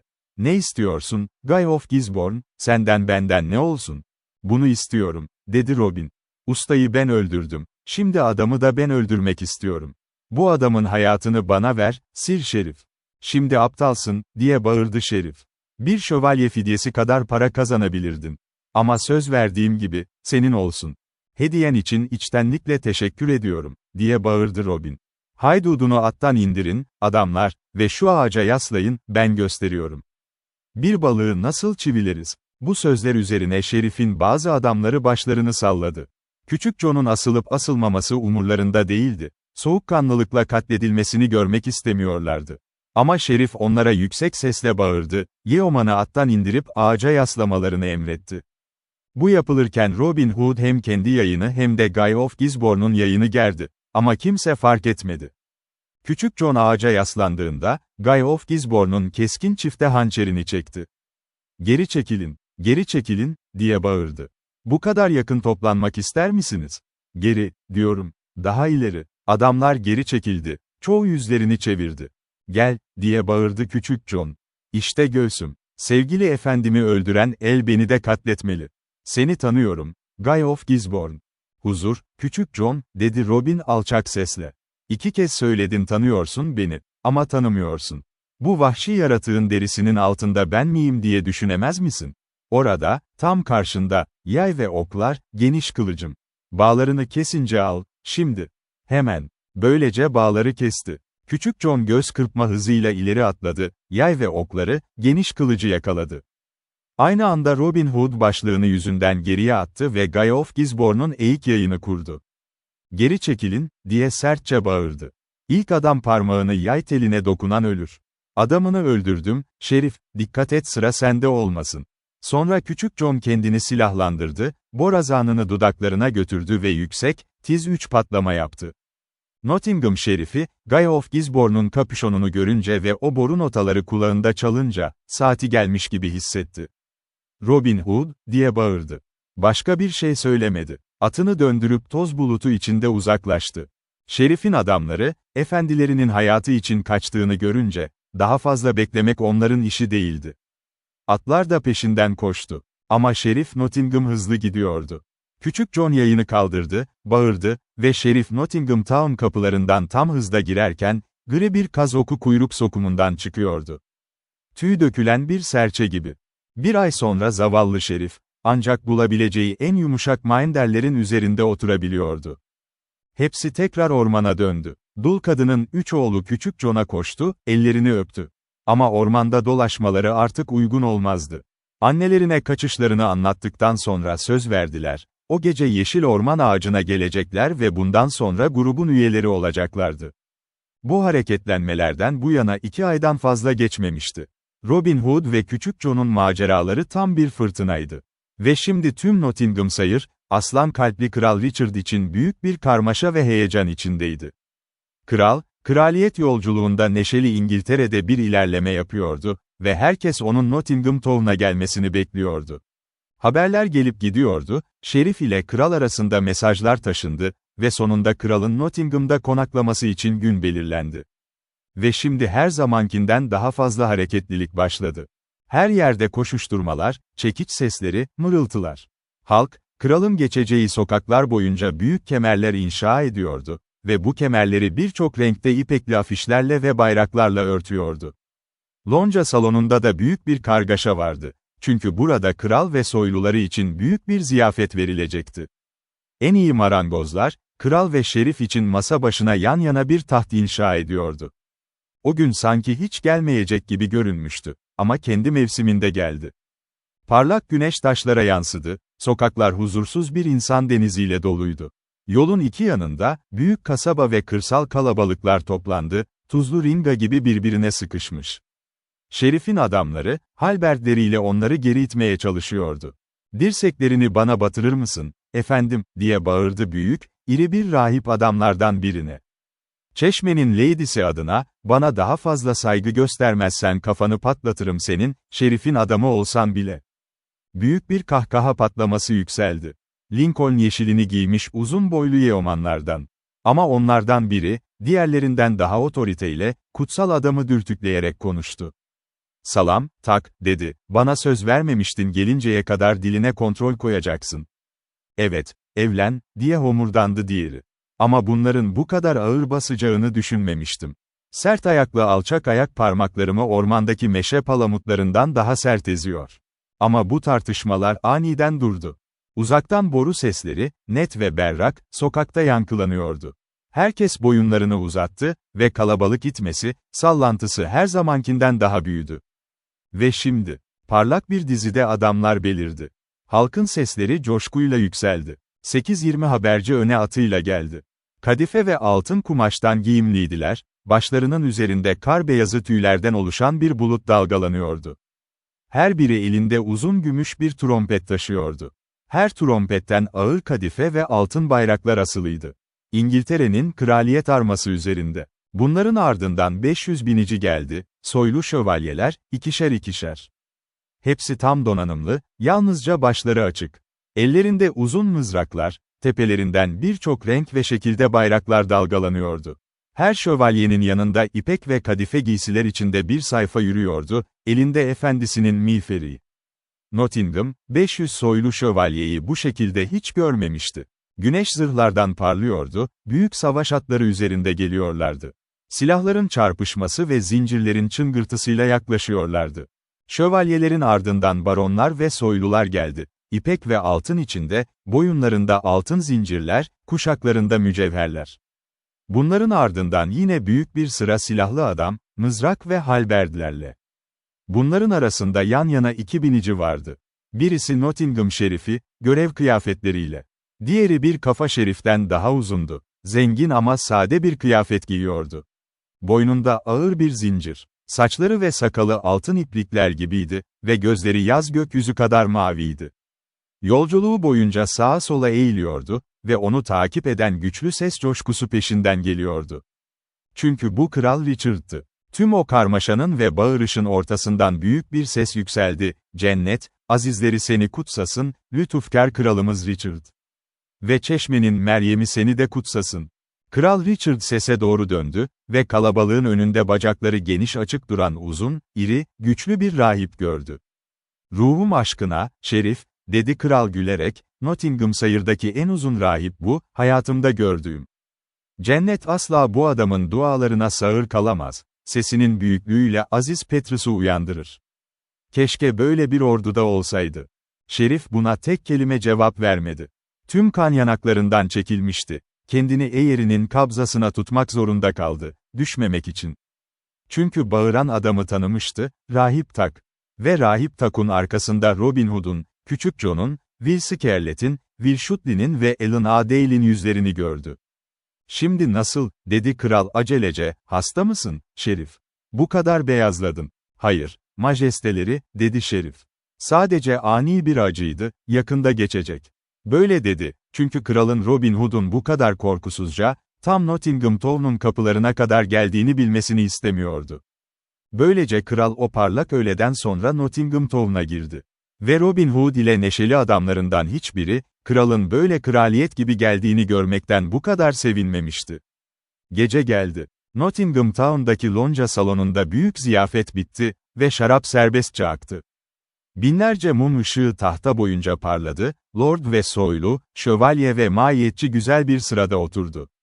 Masanın başında, altın kumaşlarla asılı bir taht üzerinde, Kral Richard ve yanında Nottingham Şerifi oturuyordu. Kral Şerife gülerek konuştu. Burada bir grup haydut hakkında çok şey duydum. Robin Hood adında biri ve Sherwood ormanında yaşayan grubu. Bana biraz anlatır mısın, Sir Şerif? Duyduğuma göre onlarla birden fazla kez uğraşmışsın.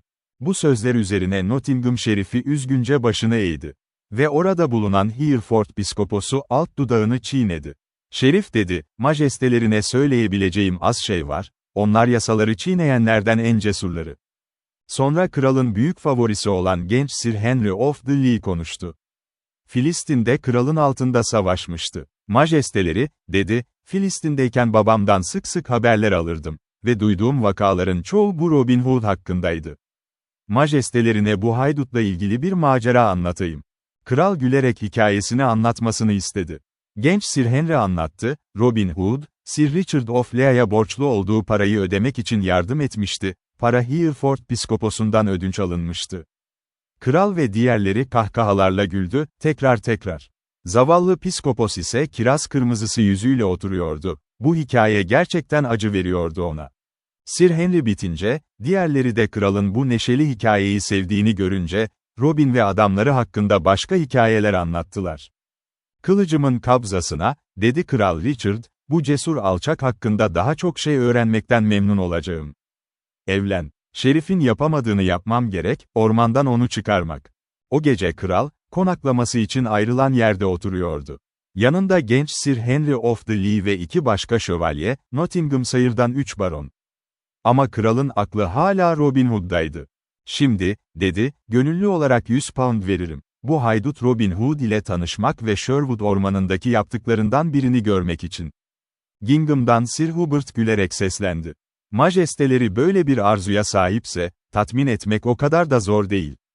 100 pound vermeye istekliyseniz, sadece sizi Robin Hood ile buluşturmakla kalmaz. Sherwood'da onunla ziyafet de yaparız. Evlen, Sir Hubert, dedi kral, bu beni çok memnun eder. Ama nasıl? Şöyle, dedi Sir Hubert. Majesteleri ve buraya biz, Kara Rahipler Tarikatı'nın 7 cübbesini giyelim. Majesteleri cübbesinin altına 100 altın pound bir çanta assın. Sonra yarın buradan Mansfield Town'a binalım ve Robin Hood ile buluşup onunla akşam yemeği yiyelim. Planınızı beğendim, Sir Hubert, dedi kral neşeyle. Yarın deneyeceğim, içinde erdem olup olmadığını göreceğim. Ertesi sabah erken saatlerde şerif geldi, görevini yerine getirmek için. Kral ona önceki gece konuşulanları anlattı. Şerif bunu duyunca alnına yumruğunu vurdu. Ah, dedi, ne kötü bir öneri bu. Ey lütufkar kralım, ne yaptığını bilmiyorsun. Bu kötü adamın ne krala ne de kral yasalarına saygısı var. Ama Robin Hood'un kan dökmediğini doğru duydum, o iğrenç Guy of Gisborne'dan hariç, ki tüm dürüst insanlar onun ölümüne şükretmeli. Doğru mu? Evet, majesteleri, dedi şerif. Doğru, ama yine de. O zaman, dedi kral, şerifin sözünü keserek, onu kendi canıma zarar vermeyen biriyle karşılaşmaktan neden korkayım? Gerçekten tehlike yok bunda. Ama belki seninle birlikte gelirsin, Sir Şerif. Hayır, dedi şerif aceleyle. Allah korusun. Ama şimdi kara rahiplerin cübbeleri hazırlandı. Kral ve yanındakiler giyindi. Kral cübbesinin altına 100 altın pound olan çantayı astı. Herkes kapıya getirilen katırlara bindi. Kral şerife, yaptıkları hakkında sessiz kalmasını emretti ve yola koyuldular. Neşeyle gülerek yol aldılar. Açık arazilerden, hasat edilmiş tarlalardan, seyrek ağaçlıklardan geçtiler, ilerledikçe orman gölgesi kalınlaştı. Ormanda kilometrelerce yol aldılar, aradıkları kimseyle karşılaşmadan. Ta ki Newstead Manastırı'na en yakın yol kesimine gelene kadar. Kutsal Aziz Martin adına, dedi kral, önemli bir şeyi unutmuşum.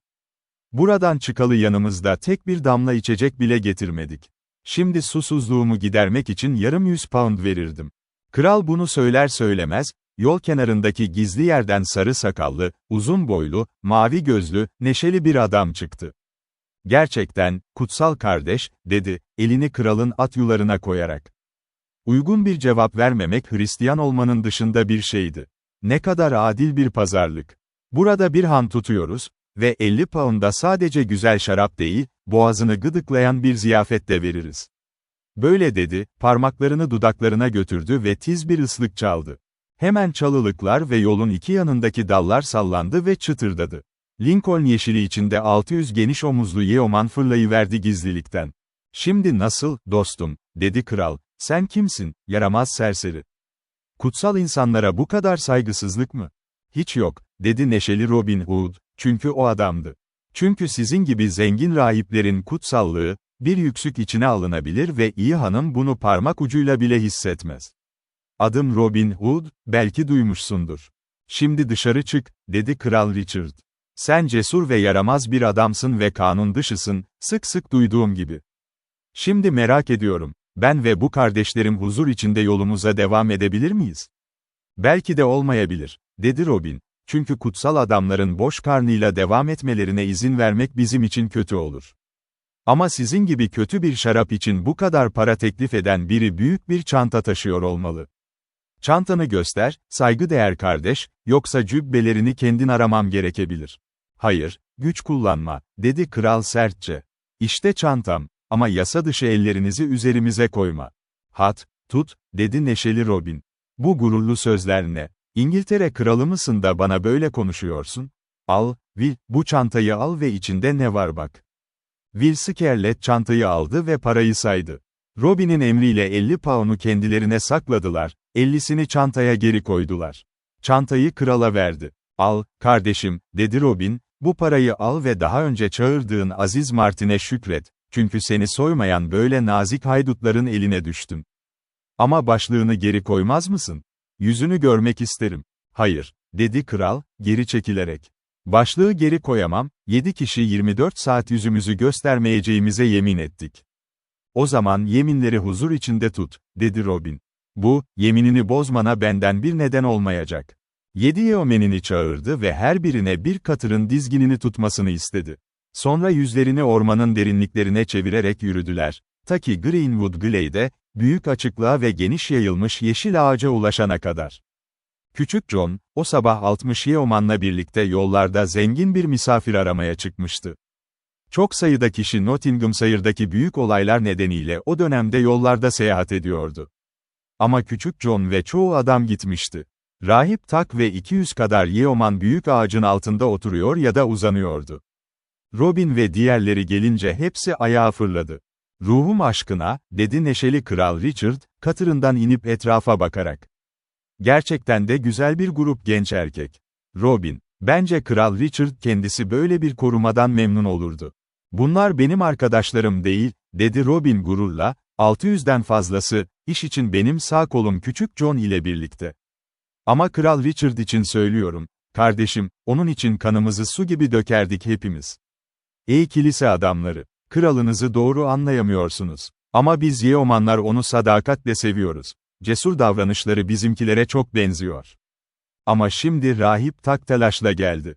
İyi gidin kardeşler, dedi. Bu yaramaz yerde rahat etmekten memnunum. Gerçekten, bu haydutlar, kutsal Tak'un duaları olmasaydı çok daha kötü durumda olurdu. Sinsi bir göz kırpıp dilini yanağına soktu. Sen kimsin, deli rahip, dedi kral ciddi bir sesle, ama başlığının altında gülümsüyordu. Bunun üzerine rahip Tak etrafına yavaşça baktı. Bak şimdi, dedi, asla sabırsız olmadığımı söyleme bana. Bir rahip beni deli rahip olarak mı adlandırıyor? Ama ben ona zarar vermem. Adım Rahip Tak, dostum, kutsal Rahip Tak. Tak, dedi Robin, şimdi söyledin. P.R.Y.D., konuşmayı kes. Ve biraz şarap getir. Bu saygıdeğer adamlar susuz. Rahip Tak, bu kadar kısa kesilmekten sinirlendi. Ama hemen Robin'in emrini yerine getirdi. Kısa sürede büyük bir tas getirildi ve şarap döküldü. Sonra Robin fincanını havaya kaldırdı. Durun, diye bağırdı. Ben size bir yudum verene kadar bekleyin. Bir yemin için. Ulu şöhretiyle iyi Kral Richard'a ve düşmanlarını şaşırtsın.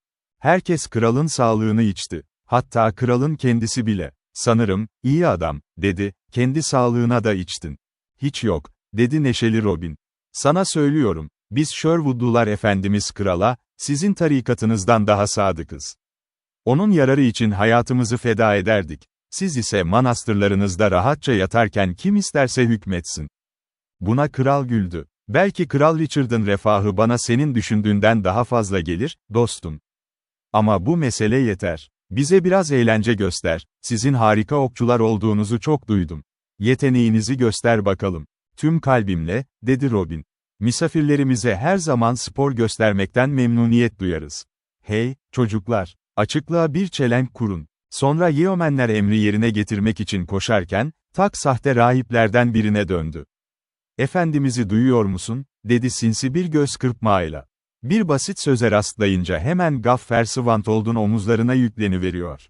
Ama bunu alçak sesle söyledi. Robin duymasın diye. Çünkü konuşmasını bu kadar kısa kesmesi biraz canını sıkmıştı.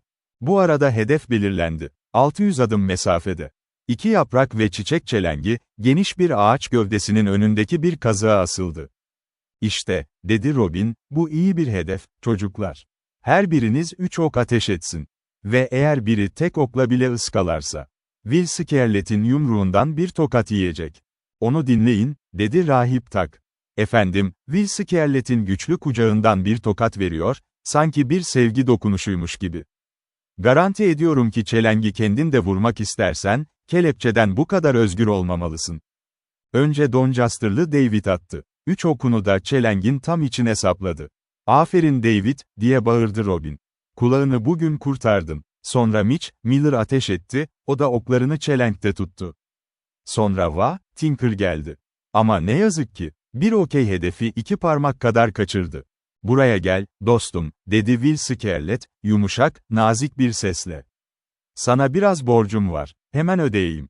Öne çıktı, yüzünü buruşturdu, gözlerini sıkıca kapattı. Will Scarlet kolunu sıvadı, parmak uçlarında yükseldi ve bir tokat indirdi. Tinker çimenlere gitti, topukları havada, panayırda ahşap heykele sopa atıldığında ne olursa, aynen öyle. Tinker yerde otururken kulağını ovuşturdu ve gözlerinin önünde dans eden yıldızlara göz kırptı. Yeomenler orman çınlayana kadar güldü. Kral Richard ise ağlayarak güldü. Böylece grup sırayla attı, bazıları kurtuldu, bazıları Will Scarlet'in tokadıyla çimlere gönderildi. Ve şimdi en son olarak, Robin yerini aldı. Herkes sustu. Ateş etti. İlk okey, çelengin asıldığı kazıktan bir parça yardı. İkinci okey, birine 1 santim kadar yakın saplandı. Halidomumla, dedi Kral Richard kendi kendine, bu adamı gardiyamdan biri yapmak için 1000 pound verirdim. Ve şimdi 3. kez Robin ateş etti. Ama ne yazık. Okey tüylüydü, bir yana saplandı ve çelengin dışına geçti. Çimenlerden büyük bir kükreme yükseldi. Kahkahalar tekrar döndü. Çünkü efendilerinin hedefi bu kadar kaçırdığını daha önce görmemişlerdi. Robin yayını öfkeyle yere fırlattı. Şimdi dışarı çık, diye bağırdı. O okun bir tüy sorunu vardı. Parmaklarımdan ayrılırken hissettim. Bana temiz bir okey ver ve asayı onunla ortadan 2'ye ayırayım. Buna Yeomenler her zamankinden daha yüksek güldü. Hayır, iyi amca, dedi Will Scarlet tatlı sesiyle.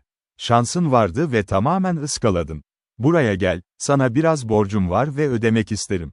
Git, efendim, diye bağırdı rahip Tak. Kutsamamla birlikte git. Bu aşk dokunuşlarına büyük bir özgürlükle hak kazandın. Payını almasan yazık olurdu. Belki de olmayabilir, dedi neşeli Robin. Ben burada kralım ve hiçbir tebaa elini krala kaldıramaz. Ama Büyük Kral Richard bile kutsal papaya boyun eğer utanmadan ve ondan bir dokunuşla kefaret alır. Bu yüzden kendimi bu kutsal rahibin ellerine teslim edeceğim ve cezamı ondan alacağım. Kutsal adama döndü. Sana soruyorum, kardeşim, cezamı kutsal ellerinle mi vereceksin? Tüm kalbimle, dedi neşeli Kral Richard, oturduğu yerden kalkarak. 50 pound'u kaldırdığın için sana biraz borcum var. O yüzden yeşil sahada yer açın, çocuklar. Beni devirdiğinde, dedi Robin, 50 pound'u serbest olarak geri vereceğim. Ama söylüyorum sana, kardeşim, Eğer bana ot hissettirmezsen sırtımda, sahip olduğun her kuruşu alacağım. Öyle olsun, dedi kral. Cesaret ediyorum. Kolunu sıvadı, Yeomanların onu hayran hayran izlemesini sağlayan bir kol görüntüsü çıktı. Robin ise ayakları geniş aralık, yere sağlam basıyor, gülümseyerek bekliyordu. Kral kolunu geri çekti, denge kurdu ve Robin'e bir tokat indirdi. Tokat yıldırım gibi düştü. Robin başıyla birlikte çimenlere gitti. Çünkü bu darbe bir taş duvarı bile yere düşürürdü. Yeomenler iki büklüm güldü. Robin hemen doğruldu ve etrafına baktı, sanki bir buluttan düşüp daha önce hiç görmediği bir yere gelmiş gibi. Bir süre sonra parmak uçlarını yumuşakça kulağına götürdü ve nazikçe hissetti. "Will Scarlet," dedi, "bu adamı 50 poundundan say. Ondan daha fazla istemiyorum. Bir murrayn onu ve sarsıntısını." Bu tokat gerçekten kulağımı sağır etti. Çevresinden hala kahkahalar gelirken, Will Scarlet 50 poundu saydı ve kral onu tekrar çantasına attı. "Sana şükrediyorum, dostum," dedi. "Ve eğer istersen bir daha tokadını almak, bana gel, bir daha aynı kulağa denk getiririm." Neşeli kral böyle konuştu. Ama o bitirirken bile, aniden birçok ses yükseldi ve gizlilikten küçük John ve 60 yeoman fırladı. Aralarında Sir Richard of the Lee'da vardı. Açıklığın karşısına koşarak geldiler ve Sir Richard Robin'e bağırdı. "Çabuk, sevgili dostum, grubunu topla ve benimle gel. Kral Richard bu sabah Nottingham Town'dan ayrıldı ve seni ormanlarda aramaya geliyor. Tam olarak nasıl geldiğini bilmiyorum. Ama gerçek olduğunu biliyorum. Bu yüzden tüm adamlarınla Lee Kalesi'ne gel hemen, tehlike geçene kadar gizli kalabilirsin." "Bu yabancılar kim seninle?" "Neden?" dedi neşeli Robin çimenden kalkarken, "bunlar Newstead Manastırı yakınındaki yoldan gelen misafirler. İsimlerini bilmiyorum, ama bu güçlü adamla sabah iyi tanıştım. Tanışma kulağımı sağır etti ve üstüne 50 pound aldı benden." Sir Richard, uzun boylu rahibi dikkatle inceledi.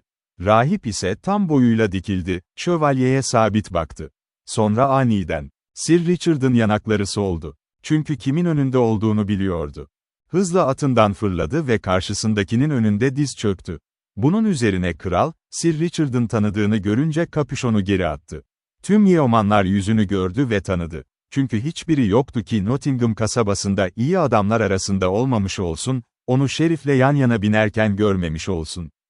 Hepsi diz çöktü. Tek kelime edemediler. Kral etrafına karamsar bir bakış fırlattı ve son olarak bakışı Sir Richard of the Lea'nın üzerinde durdu. "Nasıl oluyor, Sir Richard?" dedi sertçe. "Benim ve bu adamlar arasına nasıl cüret edersin? Ve kalenini onlara sığınak olarak kullanmaya nasıl cesaret edersin? Burayı İngiltere'nin en ünlü haydutları için en güvenli yer mi yapacaksın?" Sonra Sir Richard gözlerini kralın yüzüne kaldırdı. "Uzak olsun benden," dedi, "majestelerinin öfkesini getirebilecek bir şey yapmam. Ama majestelerinin öfkesine daha erken yüz tutmayı tercih ederim. Robin Hood ve grubuna zarar vermekten. Çünkü onlara hayatımı, onurumu, her şeyimi borçluyum. O zaman ihtiyaç zamanında onu terk etmeli miyim?" Şövalye konuşmasını bitirmeden önce, yanında duran sahte rahiplerden biri öne çıktı. Sir Richard'ın yanına diz çöktü ve başlığını geri attı, genç Sir Henry of the Lea'nın yüzünü ortaya koydu. Sonra Sir Henry babasının elini tuttu ve şöyle dedi, "Burada sana iyi hizmet etmiş biri diz çöküyor, Kral Richard, ve bildiğin gibi, Filistin'de seninle ölümün arasına girdi. Ama sevgili babama bağlıyım, ve burada da söylüyorum, bu soylu haydut Robin Hood'a özgürce sığınak verse bile babam, onun onuru ve iyiliği için öfkeni üzerime çekmeye razıyım." Kral Richard diz çökmüş şövalyelere baktı, birinden diğerine, ve sonunda kaşlarının çatılması kayboldu. Dudaklarının köşelerinde bir gülümseme belirdi. "Evlen, Sir Richard," dedi kral. "Cesur konuşan bir şövalyeliğin var, ve sözün sana ağır bir yük değil. Bu genç oğlun, babasına hem konuşmada hem de eylemde benziyor. Dediği gibi, bir kez aramıza ve ölümün arasına adım atmıştı. Bu yüzden, yapmış olsan bile onun için seni affederim. Hepiniz kalkın, bugün size zarar gelmeyecek." Böyle neşeli bir zamanın sonu bu şekilde bitmesi yazık olurdu. Sonra Kral Robin Hood'u yanına çağırdı. "Şimdi nasıl?" dedi. "Kulağın hala beni duyacak kadar mı sağır?" "Kulaklarım ölümde bile, sesinizi duymayı bırakmadan önce sağır olurdu," dedi Robin. "Majestelerinin bana vurduğu tokada gelince, günahlarım belki çok olsa da, bunun karşılığı ödenmiş sayılır. Öyle mi düşünüyorsun, dedi kral, sesinde hafif bir sertlikle. Sana şunu söylüyorum. Sadece 3 şey için, merhametim, güçlü ormancılara olan sevgim ve bana olan sadakatin. Yoksa kulakların belki şimdikinden de sağır kapatılmıştı. Ama gel, yukarı bak. Tehlikenin geçti. Sana ve tüm grubuna burada af veriyorum. Ama eskisi gibi ormanda dolaşmana izin veremem. Bu yüzden sözünü alacağım. Bana hizmet etmek istediğini söylediğinde, Londra'ya benimle gideceksin. O cesur küçük John'u da alacağız ve kuzeni Will Scarlett ile şarkıcın Alan Adale. Grubunun geri kalanı için isimlerini alacağım ve kraliyet korucusu olarak kaydettireceğim. Sherwood'daki geyiklerimize bakan korucular olarak onları kanuna uydurmak, serbest bırakmaktan daha akıllıca. Ama şimdi bir ziyafet hazırla. Ormanlarda nasıl yaşandığını görmek isterim. Robin hemen adamlarına büyük bir ziyafet hazırlamalarını emretti. Büyük ateşler parlak yandı ve bu süreçte lezzetli şeyler tatlı tatlı kavuruldu. Bu arada kral, Robin'den Alan Adale'i çağırmasını istedi. Evlen, dedi Kral Richard, şarkı söyleyişin ve görünüşün adil. Bir şarkı söyle, yeteneğini deneyelim. Alan arpına hafifçe dokundu ve tüm sesler sustu. Şarkı söyledi. Herkes sessizce dinledi. Ve Kral Richard, Alan Adale bitirdiğinde derin bir iç çekti. Bedenimin nefesiyle, Alan, dedi, sesini duyunca kalbim garip bir şekilde etkilendi. Ama ne hüzünlü bir şarkı bu. Savaş ve aşk şarkıları duymayı tercih ederim.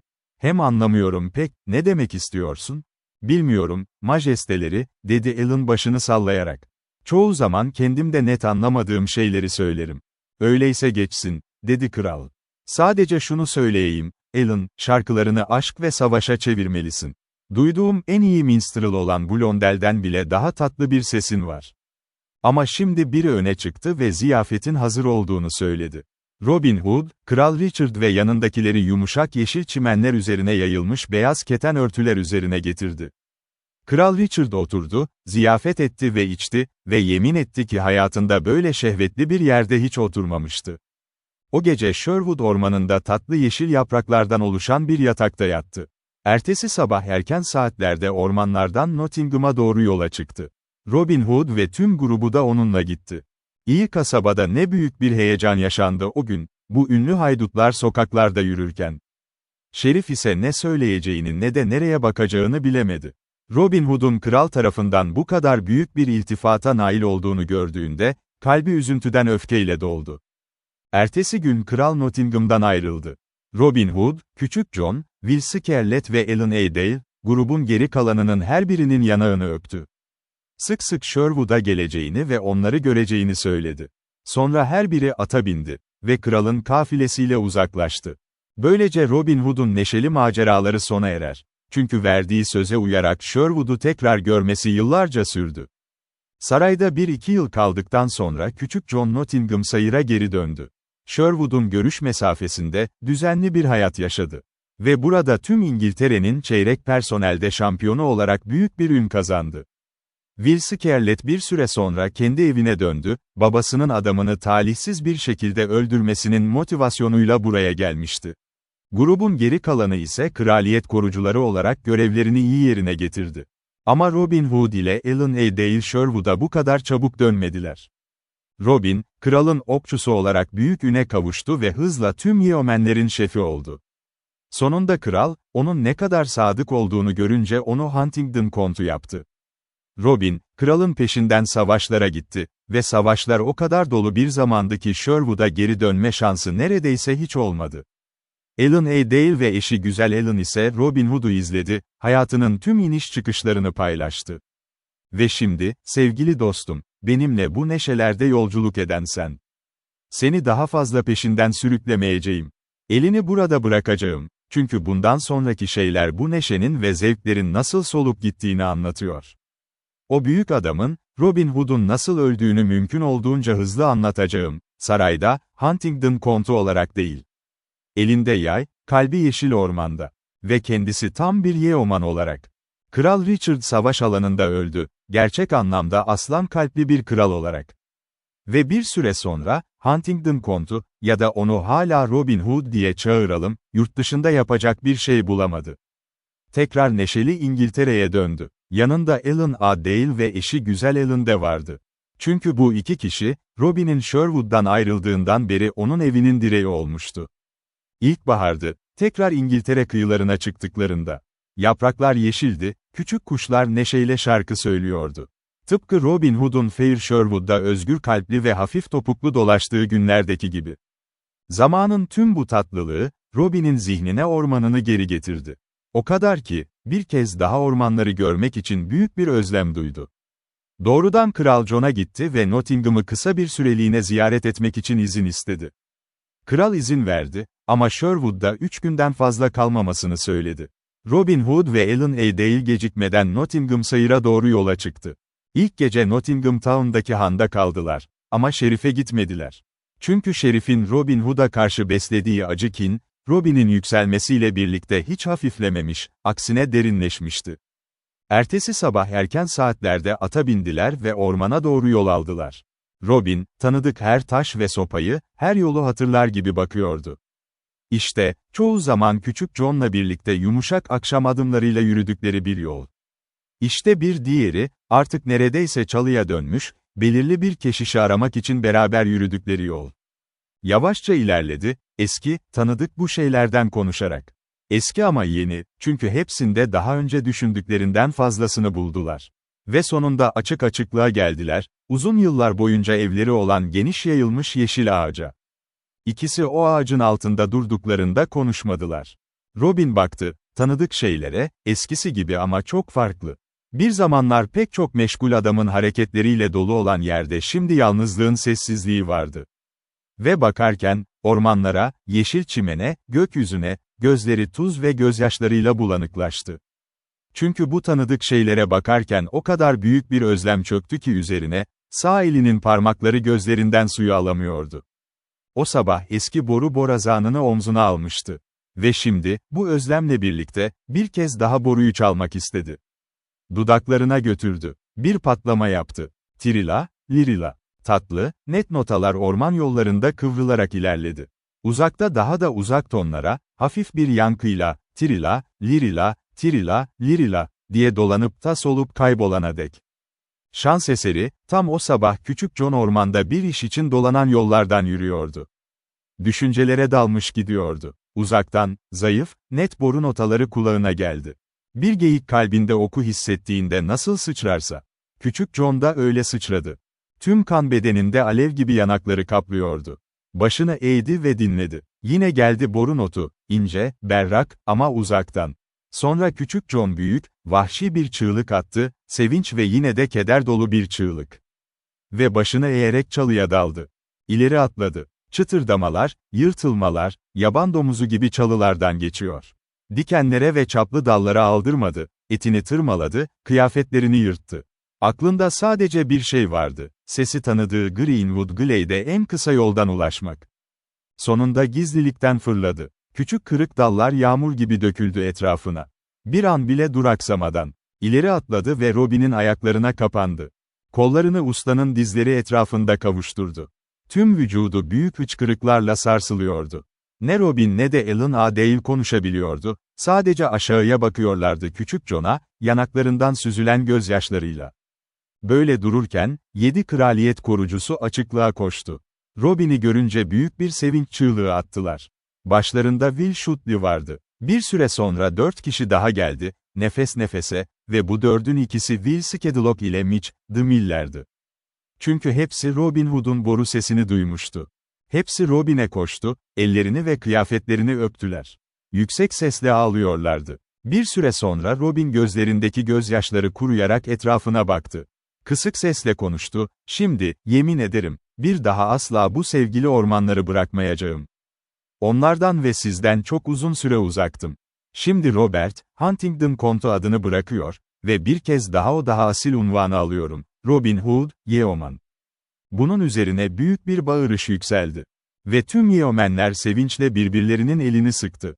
Robin Hood'un Sherwood'a döndüğü haberi eski kırsal alanda yangın gibi yayıldı. Bir hafta geçmeden neredeyse tüm eski Yeomanlar etrafında toplanmıştı yeniden. Ama bu haberin Kral John'un kulağına ulaşması uzun sürmedi. Kral hem yüksek hem derin sesle yemin etti. Robin Hood'u ölü ya da diri ele geçirene kadar dinlenmeyeceğine. Sarayda Sir William Dale adlı bir şövalye vardı. Cesur bir asker ve Sherwood ormanını iyi tanıyordu. Mansfield Town yakınlarının başbekçisiydi. Kral ona döndü ve bir ordu toplayıp hemen Robin Hood'u aramaya gitmesini emretti.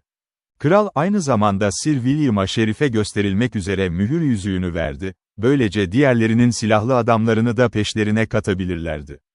Ve 7 gün boyunca yukarıdan aşağı avlandılar. Ama Robin'i bulamadılar. Robin Hood eskisi kadar huzurlu olsaydı, her şey duman gibi sona ererdi. Ama yıllarca Kral Richard'ın yanında savaşmıştı ve değişmişti. Böyle kaçmak gururunu rahatsız ediyordu. Peşine gönderilen adamlardan kaçmak, bir tazıdan kaçan tilki gibi. Ve sonunda, Robin Hood ve yeomenleri, Sir William ve Şerif ile ormanda karşılaştı. Kanlı bir dövüş başladı. O dövüşte öldürülen ilk adam Nottingham Şerif'iydi, çünkü yarım mil uzaktan fırlayan bir okey beynine saplanmadan önce atından düşmüştü. O gün pek çok iyi adam da çimi öptü. Ama sonunda Sir William yaralanınca ve askerlerinin çoğu öldürülünce, geri çekildi. Dövülmüş ve ormanı terk etti. Ama arkasında onlarca iyi adam kaldı. Tatlı yeşil dalların altında sertleşmiş halde uzanmış. Robin Hood düşmanlarını adil bir dövüşte püskürtmüştü. Ama tüm bunlar zihninde ağır bir yük oldu ve ateş onu yakaladı.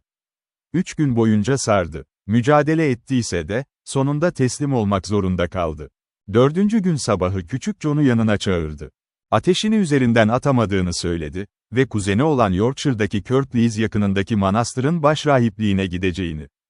Orada yetenekli bir sülükçü vardı. Kolundan biraz kan aldırtırsa belki iyileşirdi. Küçük John da yanında gelsin, yolculukta yardıma ihtiyacı olabilirdi. Böylece küçük John ve Robin diğerlerinden ayrıldı. Robin, Will Shotley'e grup dönene kadar kaptanlık etmesini söyledi. Yavaş aşamalarla yolculuk yaptılar, ta ki Kirklees Manastırı'na gelene kadar. Robin bu kuzenine çok yardım etmişti. Kral Richard'ın ona duyduğu sevgi sayesinde, kuzeninin bu manastırın başrahibesi olması sağlanmıştı. Ama dünyada minnettarlık kadar kolay unutulan şey yoktur. Kirklees başrahibesi, kuzeni Huntingdon kontunun kontu unvanını bırakıp Sherwood'a döndüğünü öğrenince sinirliydi. Ayrıca kralın da ona öfke duyacağını biliyordu. Böylece, Robin yanına gelip sülük hizmeti istediğinde, kuzeni onun aleyhine planlar kurmaya başladı. Düşmanlarıyla iyi gözükmek için bunu yapabileceğini düşünüyordu. Yine de bunu içinde sakladı ve Robin'i görünüşte nezaketle karşıladı. Onu dolambaçlı taş merdivenden yukarı, yüksek, yuvarlak bir kulenin saçaklarının hemen altındaki odaya götürdü. Ama küçük John'un da yanında gelmesine izin vermedi. Böylece zavallı yeoman ayaklarını manastır kapısının dışında bıraktı ve efendisini kadınların ellerine teslim etti. Ama içeri girmese de, uzağa da gitmedi. Yakındaki küçük bir açıklığa uzandı. Robin'in bulunduğu yeri izleyebileceği bir yer. Büyük, sadık bir köpek gibi, efendisinin girdiği kapıdan gözünü ayırmıyordu. Kadınlar Robin Hood'u saçakların altındaki odaya götürdükten sonra, başrahibe diğerlerini hepsini gönderdi. Sonra küçük bir ip alıp Robin'in koluna sıkıca sardı, sanki onu sülük yapacakmış gibi. Ve onu kesti. Ama açtığı damar, deride yakın ve mavi yatan damarlardan değildi. Daha derin kesti. Çünkü o parlak kırmızı kanın kalpten gelen damarlardan birini açtı. Robin bunun farkında değildi. Kanın aktığını görüyordu. Ama o kadar hızlı gelmiyordu ki içinde bir şeyler ters olduğunu anlamasını sağlayacak kadar. Bu iğrenç işi yaptıktan sonra, başrahibe döndü ve kuzenini bıraktı. Kapıyı arkasından kilitledi. Kan aktı. Saatlerce. Robin Hood kolu kontrol edemiyordu. Her türlü çabayı denedi. Tekrar yardım çağırdı. Ama yardım gelmiyordu. Kuzeni ona ihanet etmişti ve küçük John onun sesini duyacak kadar yakın değildi. Ve kan aktı, ta ki gücünün azaldığını hissedene kadar. Ayağa kalktı. Sendeledi. Avuçlarını duvara dayadı ve sonunda boru borazanına ulaştı. 3 kez çaldı. Ama zayıf, titreyerek gelen bir sesle, çünkü nefesi hastalık ve güç kaybıyla titriyor ve giderek kısılıyordu. Yine de, küçük John onu duydu. Açıklıkta yattığı yerden korkuyla hasta bir kalple koştu ve manastıra atladı.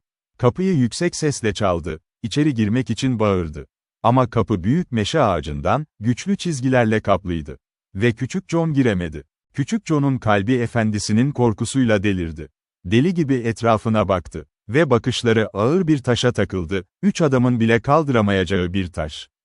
Küçük John 3 adım öne çıktı. Öne eğildi ve taşı harcından söktü, derinlemesine kök salmıştı. Ağırlığı altında sendeledi ve kapıya fırlattı. Kapı parçalandı. Korkmuş rahibeler çığlık atarak kaçtı.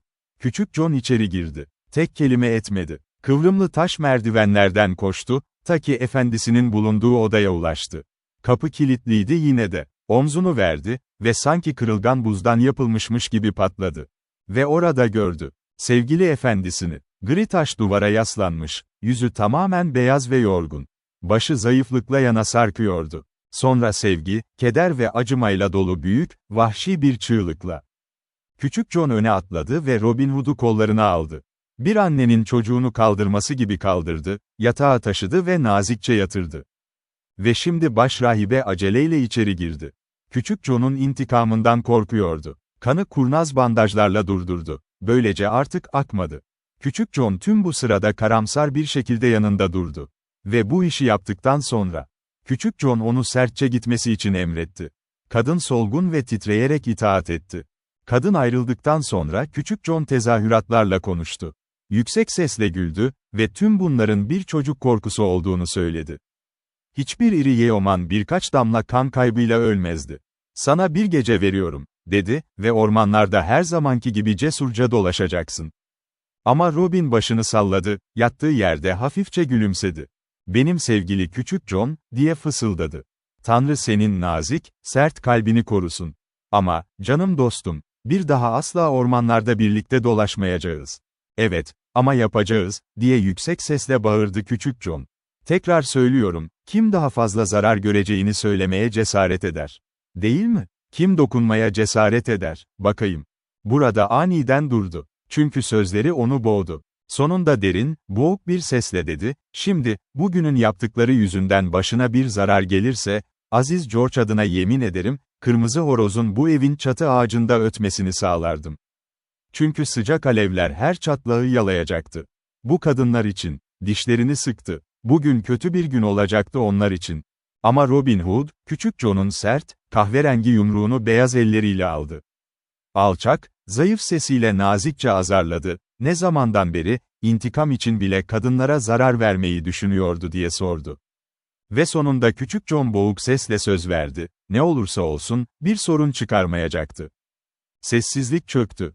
Küçük John, Robin Hood'un elini kendi elinde tutarak açık pencereye bakıyordu, boğazında gelen büyük bir yumruyu yutarak. Güneş yavaşça batıya indi, ta ki tüm gökyüzü kırmızı bir ihtişamla alevlenene kadar. Sonra Robin Hood, zayıf ve sarsılmış bir sesle Küçük John'u seslendi, onu tekrar ormanlara bakması için kaldırmasını istedi. Yeoman onu kollarına aldı. Robin Hood'un başı arkadaşının omzunun üzerinde durdu. Uzun süre, geniş ve uzun bir bakışla baktı. Küçük John başını eğmiş oturuyordu, sıcak gözyaşları birer ardına akıyordu gözlerinden, göğsüne damlıyordu. Çünkü o zamanın ayrılışı yaklaşıyordu. Sonra, birden Robin Hood ona ipi iplemesini istedi, sağlam yayı için. Ve okey sabahından pürüzsüz bir okey seçmesini. Küçük John bunu yaptı, ama efendisini rahatsız etmeden, yerinden kalkmadan. Robin Hood'un parmakları sevgiyle iyi yayını sardı. Ve tuttuğunda hissettiğinde hafifçe gülümsedi. Sonra oku taktı, parmak uçlarının çok iyi bildiği o ip kısmına. Küçük John, dedi. Küçük John, benim sevgili dostum, seni dünyada herkesten daha çok severim. İşaret et, merak ediyorum, bu okun nereye saplandığını. Ve orada mezarım kazılsın. Beni yüzümü doğuya doğru yatır, Küçük John, ve dinlenme yerim yeşil tutulsun. Yorgun kemiklerim rahatsız edilmesin. Konuşmasını bitirince aniden kalktı. Doğruldu. Eski gücü sanki geri geldi. Yay telini kulağına kadar çekti ve açık kapıdan oku hızla fırlattı. Okey uçarken, eli yavaşça yayla birlikte dizlerinin üzerine çöktü. Ve bedeni, Küçük John'un sevgi dolu kollarına geri düştü. Ama o bedenden bir şey fırlamıştı, kanatlı ok gibi hızla dışarı fırlanırken. Birkaç dakika boyunca Küçük John hareketsiz oturdu. Sonra Robin'i nazikçe bıraktı. Ellerini göğsünde katlayıp, yüzünü kapadı. Topuklarını döndü ve odadan çıktı. Tek kelime etmeden, tek ses çıkarmadan, dik merdivende başrahibe ve kız kardeşlerle karşılaştı. Derin, titrek bir sesle konuştu, odaya birkaç adım yaklaşırsanız, Başınızın üstüne evinizi yıkarım, bir taş bile diğerinin üstünde kalmayacak şekilde. Aklınızda tutun bu sözleri, çünkü gerçekten ciddiyim. Döndü, onları bıraktı ve hızla açık alana yürüdü, alacakaranlık çökerken, orman onu yutana kadar. Yaklaşan sabahın erken grisinde, küçük John ve gruptan 6 kişi daha hızla manastıra ilerledi. Kimseyi görmediler, çünkü kız kardeşler küçük John'un sözlerinden korkarak görünmez olmuştu. Taş merdivenden koştular. Büyük bir ağlama sesi duyuldu. Bir süre sonra durdu. Ve sonra, ağır bir yükü taşıyan ayak sesleri, dik ve kıvrımlı merdivenlerden aşağı iniyordu. Manastırdan çıktılar. Kapıdan geçtiler. Ve şafakta karanlık olan açıklıktan büyük, yüksek bir inleme sesi yükseldi, sanki gölgelerde gizlenen birçok adam hüzünle seslerini yükseltmiş gibiydi. Böylece Robin Hood, güzel Yorkshire'daki Kirklees Manastırı'nda öldü, kalbinde ona bu sonu hazırlayanlara karşı merhamet taşıyarak. Çünkü yaşamı boyunca hep böyle göstermişti, yanlış olanlara merhamet, zayıflara acıma. Yeomenleri bundan sonra dağıldılar. Ama başlarına büyük bir kötülük gelmedi. Çünkü daha merhametli bir şerif onun yerine geçmişti. Ve arada orada ayrılarak, kırsal alanda huzur ve sessizlik içinde yaşadılar. Böylece pek çoğu bu hikayeleri kendi çocuklarına ve torunlarına aktarmak için yaşadı.